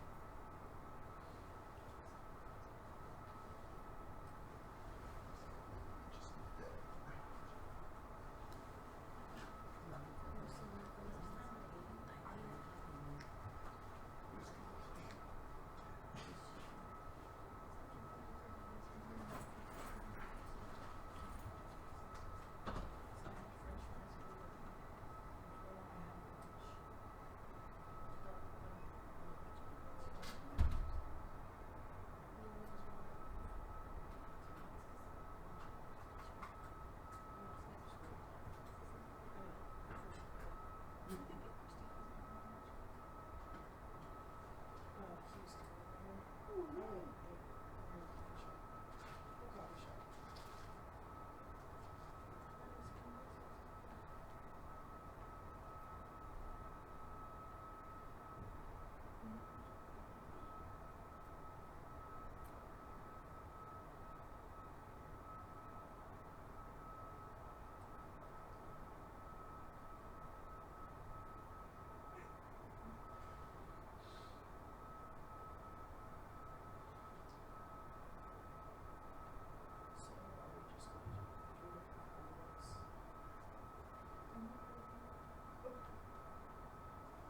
we'll see you soon.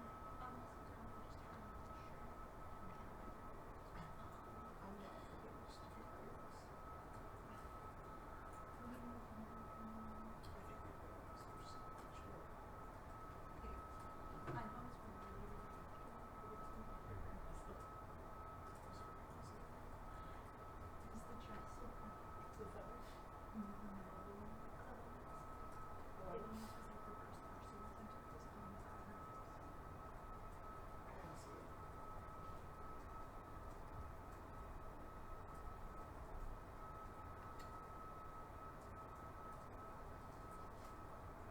It's true. Yeah.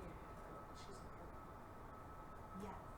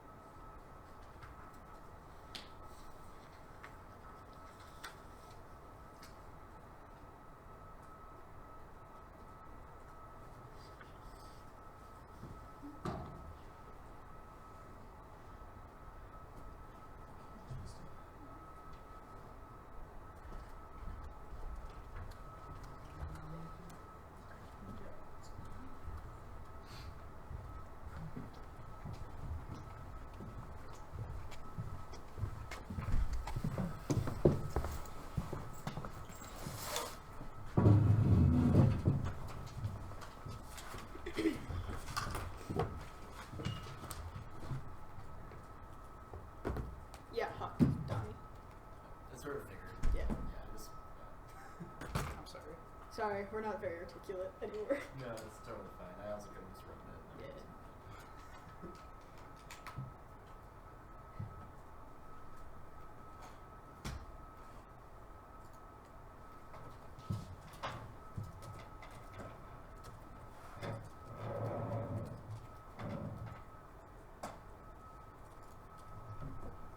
I'm responding to the scout.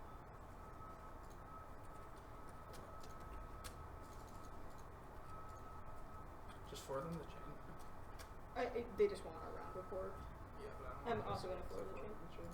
What? Yeah. Forward. Well, they're on the chain.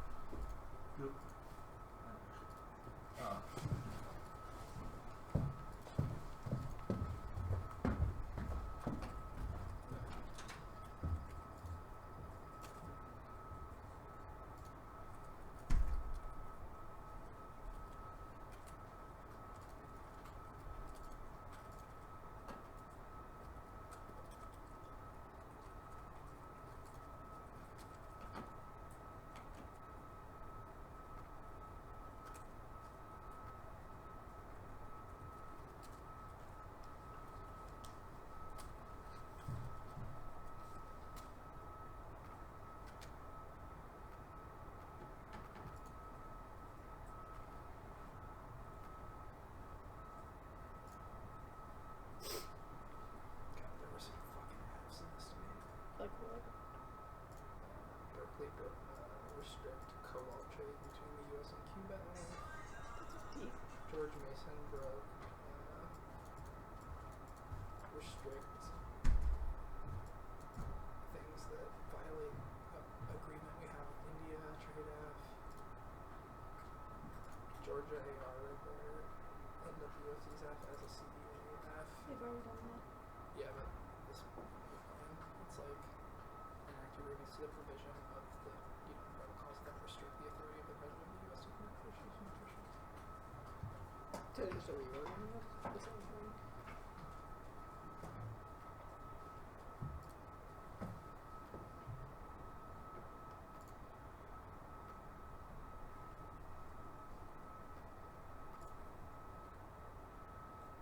MSU broke the Paris F. Emory BY broke a Philippines Mutual Defense Treaty F. Treaties F. For sure. These are T. Nope. So many UNTFs are broken this round. So many. I didn't even look yet. I like the cobalt trade one the best. Yeah, the cobalt. Restrict only cobalt trade between the U.S. and Cuba.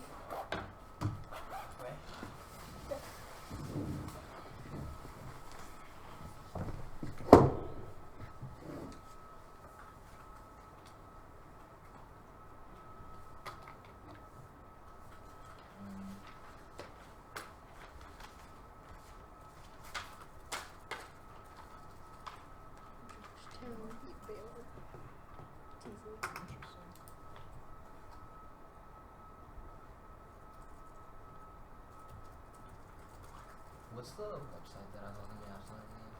NDT. It's on Twitter. Yeah, NDT the Twitter's. Scout 2018 on Twitter. Yeah, because the Scout Yeah, website keeps going down. Grassy.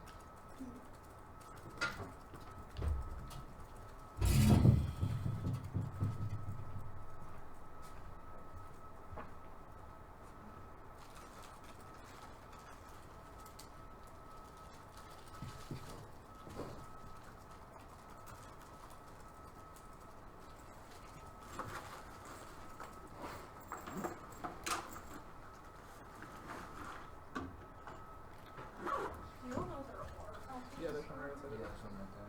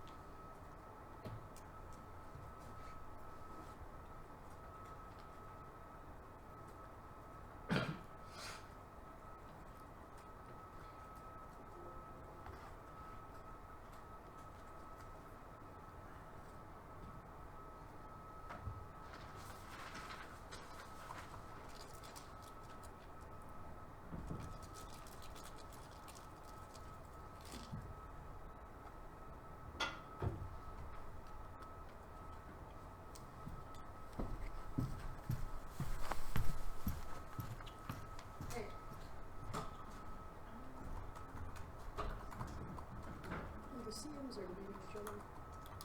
Cardinally.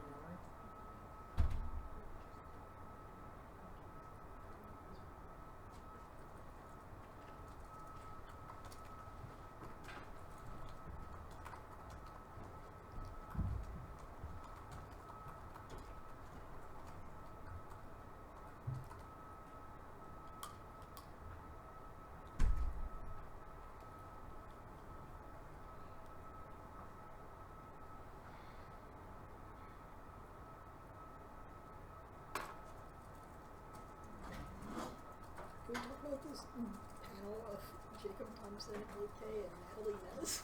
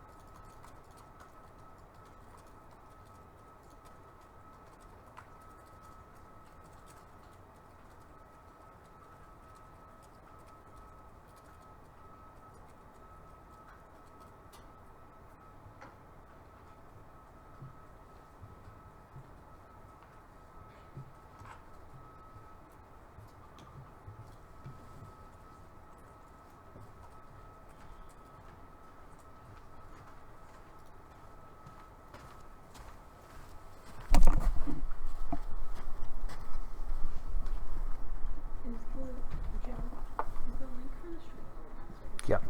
Yeah, I put it on, Is it on? it's on Exodus files. Yeah, I posted it on, college and high school policy.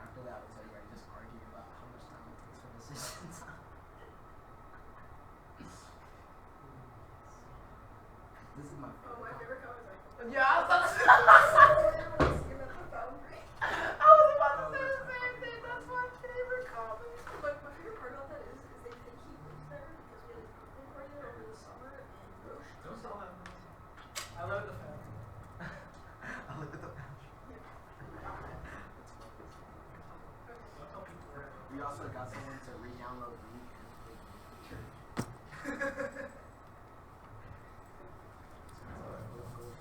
Yeah, that's what we were just talking about. Where Ghost Lock lives, that's where he lives. I like this question. Is college today all K or are there decent mark maps? That's what LDRs call fiat LARPing. I'm so sorry that we're interrupting your shit. We were using like LD for that. I like was trying to figure out how to prep. I was like, what the fuck is this marking thing? Why is all these so bad? Why do you want a decent LARP round so you call fiat LARP? Also, it's just random comment that's just vague trash. Two comments are actually not big. Support your brother, make him wait. Policy through that and marking is death.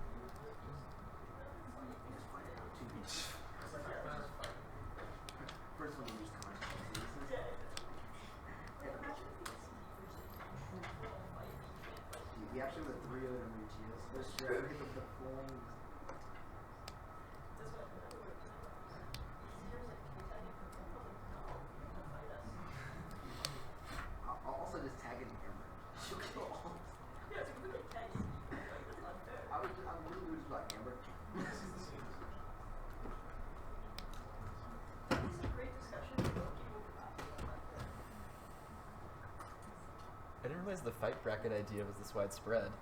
I think it's interesting. Oh, little Ayush. Oh yeah, I usually.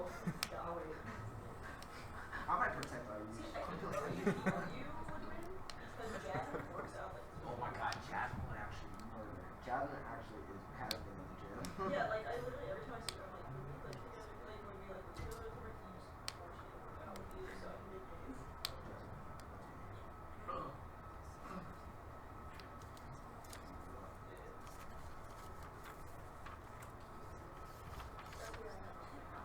Oh, dude, Georgia RS was there. Their chants are so nice. Nathan Rice fighting. I actually think Kentucky BT would have a good chance only because Trumanov is very slow and much more drugs. Like, I think Dan would die immediately and then Just get super bad. Trudeau carries the team on his back. This comes out just like. just like he's standing alone and Dan just like a pile of blood. His freshman year, he was like, I can't go to work week. Jasmine Stidham's case last year. It's just the picture.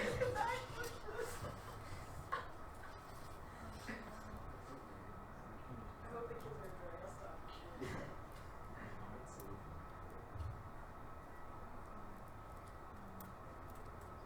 I really wish that NGS would have they said no.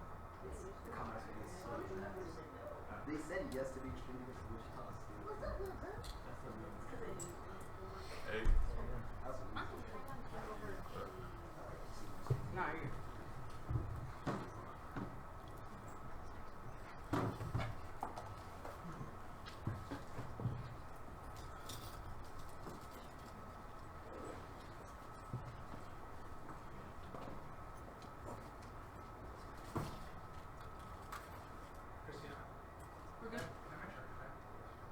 Yes. Delay it more, Goldspar. Delay it more. Jesus Christ. Can I run the method? No, you can't. I don't know, just do that stupid spread really quick. Actually, need to go speed up. I don't want to be. it was plugged into the laptop. I feel like Oh, I bought Chris. I took it out because I knew I have so many things. Too many pockets, too many bags. This is terrible. I explicitly separated so I wouldn't put much.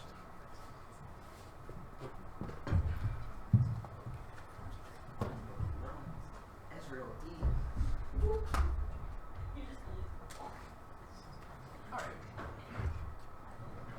Good to go? Alright. Congratulations. It's a pretty round. I don't know what to tell you. The decision is a 2-1 for the affirmative from Michigan.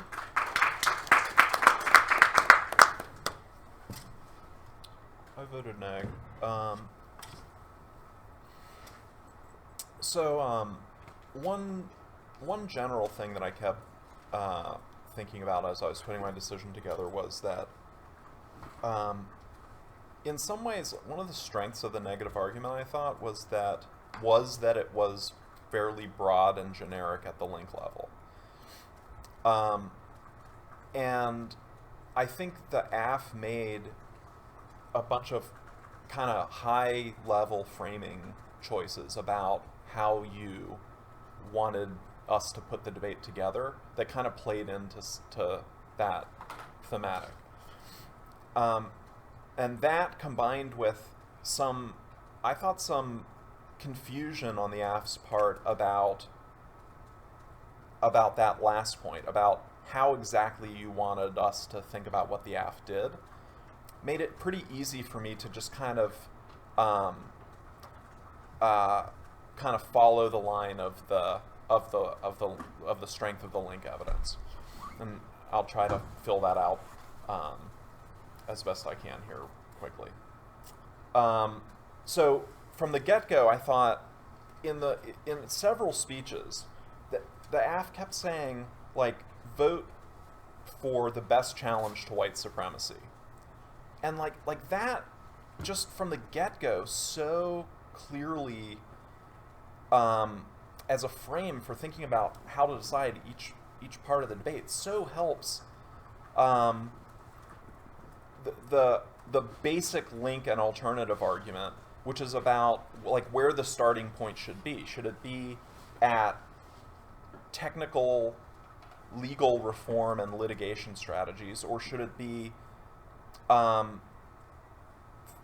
like thinking through in academic spaces the way that the harm of discrimination against immigrants works?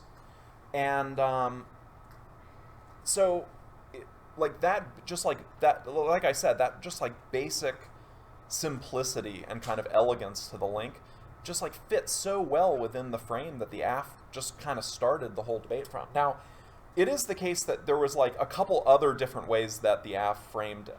So like you all did say like vote for the AF if it's a good idea, sort of like down there kind of in the framework stuff, and that's, you know, that's like not entirely consistent with the like larger beginning of the speech kind of meta frame, and it was kind of, you know, to be honest, it was a little tough for me to sort out like which one of those I should give more meaning to and should kind of prioritize from your all's perspective. There's a couple other places where like the AF was good at kind of capturing how I ought to think about the way the debate fit together, but was also inconsistent with those earlier ones. So like there was this moment where in the 2AR where you were like, you know, the neg position is basically like, could the AF be better? You know, and like there is a lot of truth to that. You know, at the same time, that's pretty devastating if, you know, I start with the like overall larger meta framing question of like, just vote for the best challenge to white supremacy. Can I ask something? Yeah. So the way we were trying to frame it, and maybe this is just like a 2AR clarity thing, but we were actually thinking about like avoiding this exact decision before this debate, and so we changed the like 2AC frame to not just like who best challenges white supremacy, but the stuff about who has the most efficacious challenge to white supremacy. Maybe we need to connect that part to the legalism part, but I wasn't sure. Maybe like something earlier in our speeches made you think that like our framework interpretation was like just about white supremacy. Like you can tell like they're clean that up, but like I just don't think our interpretation is about who best challenges white supremacy. You don't. I mean that was like fairly prominent in the 2AR. Well, like in the first. Not just challenges white supremacy, but who has like the word efficacious. I feel like is important, like you said. Sure. And so again, though, you could see how it was easy for me to just reduce that to the simple starting point link question. So I guess that's what I'm asking. It's just like how in the earlier speeches should we make that? Like, it's more about like the Yeah. effective. Why are you saying efficacious? Like, why don't you just say what you mean? Because you say that and then you have to explain later what you mean, which is like, we mean then if you have a specific solution through legal mechanisms, which then links back to the stuff you're talking about more broadly about like strategy. You don't think that makes our like theory of power too narrow? I'm just saying, like, wording wise, when you're flowing at the top, I'm just like, whenever you said it the first time, I was like, I don't know what that means. So I think maybe developing that earlier so it is distinct. Because I have it there and that's how I understood it. I'm just saying that I think it's easy to sort of be kind of like, what mean you there? I think I'd abandon it entirely. Can we please like get to the rest of the decisions? Like we're obviously gonna have questions, like we just lost. Right. Not to, like, No. please. You can finish. Yeah, absolutely. So briefly then. So I didn't vote for the perm. I thought that Ev supported more strongly the idea that we ought to be attentive to basically like the conjunction of different forms of oppressive behavior, okay? Like we ought to be attentive to the way that like historically different Jim Crow practices worked alongside immigrant control policies, okay? To me, that concedes the Wahili argument about where the starting point ought to be. The starting point ought to be in the practices themselves and in the way that subjects get positioned by these different violent forces, and didn't kind of take what I would regard as a more aggressive position for the AF, which is, can a kind of specific set of legal litigation strategies with like a goal towards getting at plenary power work alongside academic strategies that start from an ontological point of view, to just like put it real simply.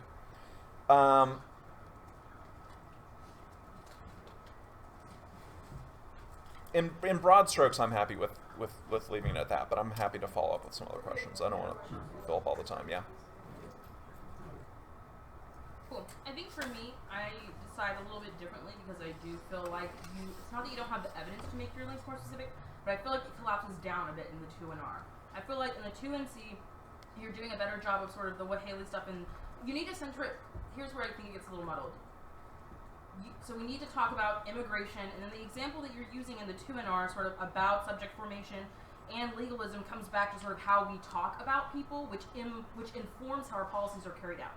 That's your link argument, right? So you use the example of their evidence talking about black males, which I feel like is refuted back and forth, and so I feel like if we consider things like subject formation, if they're citing the law in that instance, but are considering the multiplicitous subject formations that exist, then that is something for how I understand, like, I don't think you have that link argument. So then the connection to the policy and the link argument about sort of saying black males, which implicates their solvency, how their app is implemented, which is the way that you're framing the link argument at the top of the 2 and R. Well, the black male link wasn't about the implementation of the plan. The black male link was an argument about the movement for admission, because that's the part of their app that they're really garnering solvency off of, and about how black male iconography within those movements produces intramural violence towards black people. And maybe that's not clear on our side, and I can do that, but like I'm just trying to like. Yeah, and no, and the way that you say in the 2 and R is you say that if you only talk about black males, then it is intrinsic to their solvency. We specifically investigate their plan, and the top of that was the forms of subject formation stuff.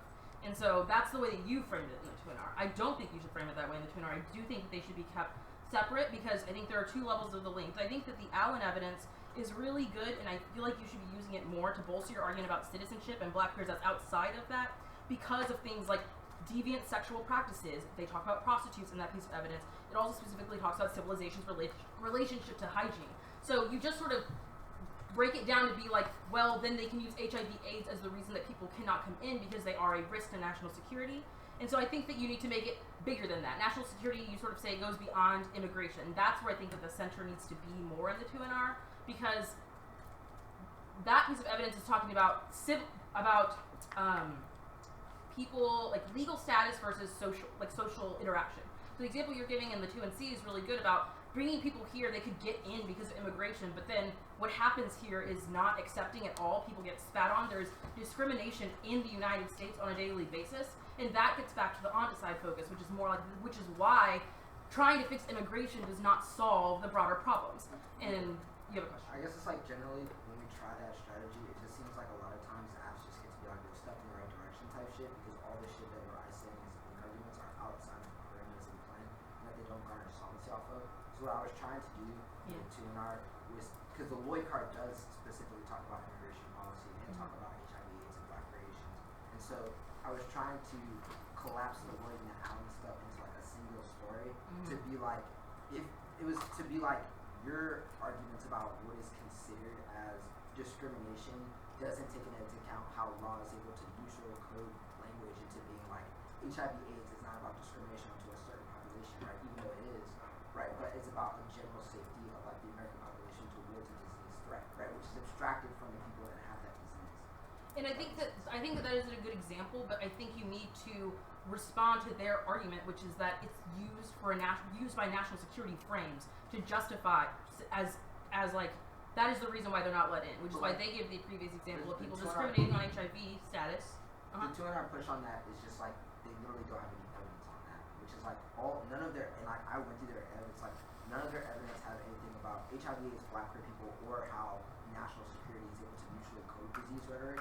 And so it's like, for me, it's like, it feels hard against a new app to like be able to make those arguments without us trying to just put burdens on them to be like, if you're going to do this shit, you need to have specific evidence about your link chain arguments, right? It's like, you're like, I get their general argument that that they would be able to get rid of like discriminatory practice that causes that shit, but that's just not what they're ever saying about the practices that we're talking about. And I guess, like, for me, I don't think that it has to be. So I think that the language of the Allen evidence gives you what you need to say that citizenship is not just legal. Like, and that doesn't mean that it's like, oh, well, we're talking about things you do outside of the plan. But I think it is part of the larger structure, which is your theory of power. And so that connects those two things as not distinct. So I think that does put them on the hook for all of that stuff. Because like the way Haley stuff and that Allen stuff is just so good about it. It's like just what does citizenship mean, right? What does it mean to get legal citizenship? That's fair. Can I add something really quick on this? So, I think the way you just put it was like, when they don't have specific ev, what do you do? You go with the ev that they did read, and use that to frame the link argument that you want to make. So yeah, I was talking about like the defense to their. Yeah. Okay. I got you. So I think the way that you should make this link maybe more effective is to say, look, the background condition that drives violence in the areas that the AF is talking about is important. And the reason the AF fails is because it just shifts discretion where the discretion operates. Okay, that's what their cards are talking about. All the AF does is it shifts discretion from an agency to a judge. And if all of those background conditions that motivate individual decision makers are still the same, the AF doesn't really do anything. And to me, that would make the link argument you're talking about really sharp. And that was like the second level of things, which is I do think like implicating it more broadly, implicating the AF more broadly, like the solvency mechanism. I feel like there are a lot of things that they have theoretically that make sense, like to answer your argument, but how does that play out? Like exactly, like focusing on discretion and how that shift happens, sort of like a stronger circumvention argument that isn't based on, like it has that implication and other arguments that you're making. So I think that's a good way to frame that. I don't know where it was in my decision. That was like my top level things. I'll answer more questions as necessary. Big picture, I think the 2R is a bit too big. I would either scrap no new apps or add some more time to it and explain why it should be a voting issue. Or alternatively, if you're going to like say like it's not a voting issue, but like there's another remedy, be more clear about how that remedy should work. Because you say like, well, if we win this argument, you should be suspect of their evidence and the reading of it. But I don't really know how to implement that advice. So tell me what it means to be suspect of their evidence. Do you think that would have been clear if I connected it to the kind of specificity argument I was talking to Christy about like for me it's like when I'm thinking about this, and I understand like we kind of have like some ideological disagreements on this, which is just like for me it's like the whole point of us like reading on society is to be like there is a specific investigation into black queer folk that is erased under the permissive evaluation that you have chosen, right? Which means that our job is to force you to read things and say things about black queer folks. So when you have evidence that only talks about violence to black males, and you try to apply that to being like, well, we also get rid of discrimination against black queer folk and under HIV/AIDS without any evidence to do so, that seems like what the core of the critique is trying to problematize is that form of appropriation. And I think that there's definitely a lot of points in the debate where I could have made that a lot clearer, but I'm just trying to get to like what I'm trying to push is just that like throughout this debate, it just seems like we're trying to push a specificity argument that I don't feel like is being like well entered from them, but it just seems like it just kind of got like lost in translation, I guess, and I'm just trying to figure out like how to like unpack that. I would talk explicitly a lot about this Huck card, because the card says that like they basically would eliminate like not letting people in if they're like through like suspect classes, or like if a suspect class is a security risk. And it seems like the way you're explaining the AF would get co-opted seems to be something that the AF explicitly bans, which is to say like a judge saying that they think someone's from Haiti and queer, therefore, we can't let them in, they're a security risk. So it seems like that would be the same thing as like profiling or calling someone a suspect class that the AF would eliminate, which is why I feel like, their evidence might not explicitly cite that example, but the argument is not, it's like, yeah, this is also kind of like, it's like, that's not the link argument. The link argument is not that they won't let black queer people in, it's that HIV/AIDS rhetoric as a disease rhetoric is a mutually coded term that is used to say that we don't want to deal with HIV/AIDS here because it is a threat to is a neutral way of saying no black queer people, right? So the app would not get rid of that because it's not seen as a suspect class because it's not coded as a targeted to class. You see what I'm saying? Because the threat is seen as legitimate. It's a neutral coded term, which means it wouldn't fall under discrimination. Their argument is about explicitly about national security frames as the reason why they would implement it that way. But we've made arguments that say that the question of black queerness in relation to disease is outside of what the 1AC has spoken about, and it's nowhere in the 1AC about how disease it's like the 1AC doesn't have stuff about disease rhetoric, the 1AC doesn't have stuff about HIV/AIDS rhetoric and how it's mutually coded terms, but we do have evidence, i.e. the Lloyd evidence, that is talking about that. The plain text is also in the language of discrimination, right? Which is like sort of the argument. Which is about unjust violence, and our argument is that that violence is just because it threatens national health. I just don't think Lloyd goes quite far enough to talk about how people make those decisions, or like I don't think it disentangles like public health threats as a justification for excluding entry into the U.S. and national security justifications, and their evidence saying that they get rid of using national security as a suspect class. It seems pretty close to me, but like this kind of loops back to the point that Cristiano But it's like that's like our argument is that like y'all keep just saying like it's close enough, and that's the point of reading this critique is to be like close isn't close enough. Like no, you do have to read stuff that says black queer people. You do have to read stuff that says HIV/AIDS, and so it's like frustrating to me that it's just like we read a critique that like the entire overview is built on why specificity towards black queer people is important, and then this is what I was saying about them being able to be like it's a step in the right direction is because they're always able to be like, oh, suspect class is just a reason, and it's like that is the point of the critique is that it doesn't. So I think that if you change the link argument to be as follows, I'm much more in agreement with you. If you say that, kind of what Cristiano was saying, that like giving people citizenship rights doesn't really do anything for them, and then you use the Lloyd and Allen cards to impact that. And then if you're worried about step in the right direction, you could always say that, you know, cruel optimism's bad. There are like survival spaces that exist, like the ballroom, like you mentioned in the 2NR, and that could be the way that you get uniqueness for the link. So like I just think that it's like kind of like a question of how you explain the link argument. Because what you explain the link argument, I think, is really susceptible to the AF saying, well, our evidence is, you know, specific enough to resolve that problem. But I would definitely be more in agreement with you if you said, well, your evidence isn't speaking about how extending citizenship rights doesn't really do anything for black queer folk. And then I certainly agree with you, because their cards aren't talking about the experiences of the people once they enter the U.S. They're talking about the justifications that could be used to bar entry into the U.S. But like the better link for you seems to be like, well, like who cares once you're in America? Like it doesn't really change your structural position or change how people interact or treat you. So why should we have this? Why should we even do this policy? Can I add something, Donnie? Yeah. So, well, I think you got the right link theme, but I think you need to make it more specific. Okay, so the AF lets some people in by eliminating the national security bar, but what happens to them once they get here? Once they get identified as having a disease that we don't like here, we quarantine them, and that exposes them to violence that would be just as bad as if we didn't let them in. Or once we let them in, they find a new place to live. They conduct like they're living as a sex worker. Bam, we bang them up for prostitution laws. And like your Ev is like great on that part of it, but I thought you got caught up at the higher level of generality, and not you didn't like take advantage enough of like how good the Ev was. And then just really quickly, like I should add. Just like this last little exchange, like, does make me kind of wonder, like, maybe one of the reasons, like, I voted the way I did in this 2-1 is I'm particularly, like, I often find myself being, like,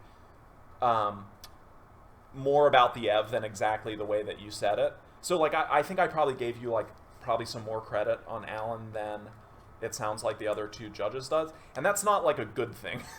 I think you want to be more specific to make sure that you don't only get the more idiosyncratic judge who's like, Yeah, I guess just like my other question for would be that like I feel like since most of the articles are a lot of just like link sort of articulation stuff, does that mean just both of you voted on the permutation, or is it like an app how it is are just like for? Oh yeah, I guess I never actually said that. Yeah, like I think getting rid of deference would be like a better net reduction in violence than the alternative would, because the aspects of the alternative that enable survival I don't think are opportunity costs with ending national security deference. And I think national security deference gives people rights, although it's unclear to me what those rights mean or why they're inherently beneficial, which is why I think that you should push more on this link thing that is in Allen and Lloyd a little bit more specifically. Yeah, I would agree with that. And I would like also add that I would agree that I don't think that the Allen card gets to the sort of like decision-making processes that we were sort of talking about earlier in regards to like disease status. Like I don't really feel like it's as specific about disease rhetoric, which is what you're asking them to do, and I don't feel like your evidence is there. Your evidence is more like broadly about sort of civilization's understanding of like cleanliness, which I think can help to make your argument about disease. But I don't like doesn't talk about HIV/AIDS. I think it's talking about more broadly like people, even like Christian people, being homophobic, transphobic, and those more like broader attitudes, which goes back to the arguments we said we should think about like focusing on what happens when they get here sort of stuff. But the Lloyd stuff I thought was useful. I had a comment about this because it talks about the deportable alien, and so I think that also gets into like the second part of your argument, which is like people could be let in, but then they are classified as such, which is sort of that category that Lloyd's talking about.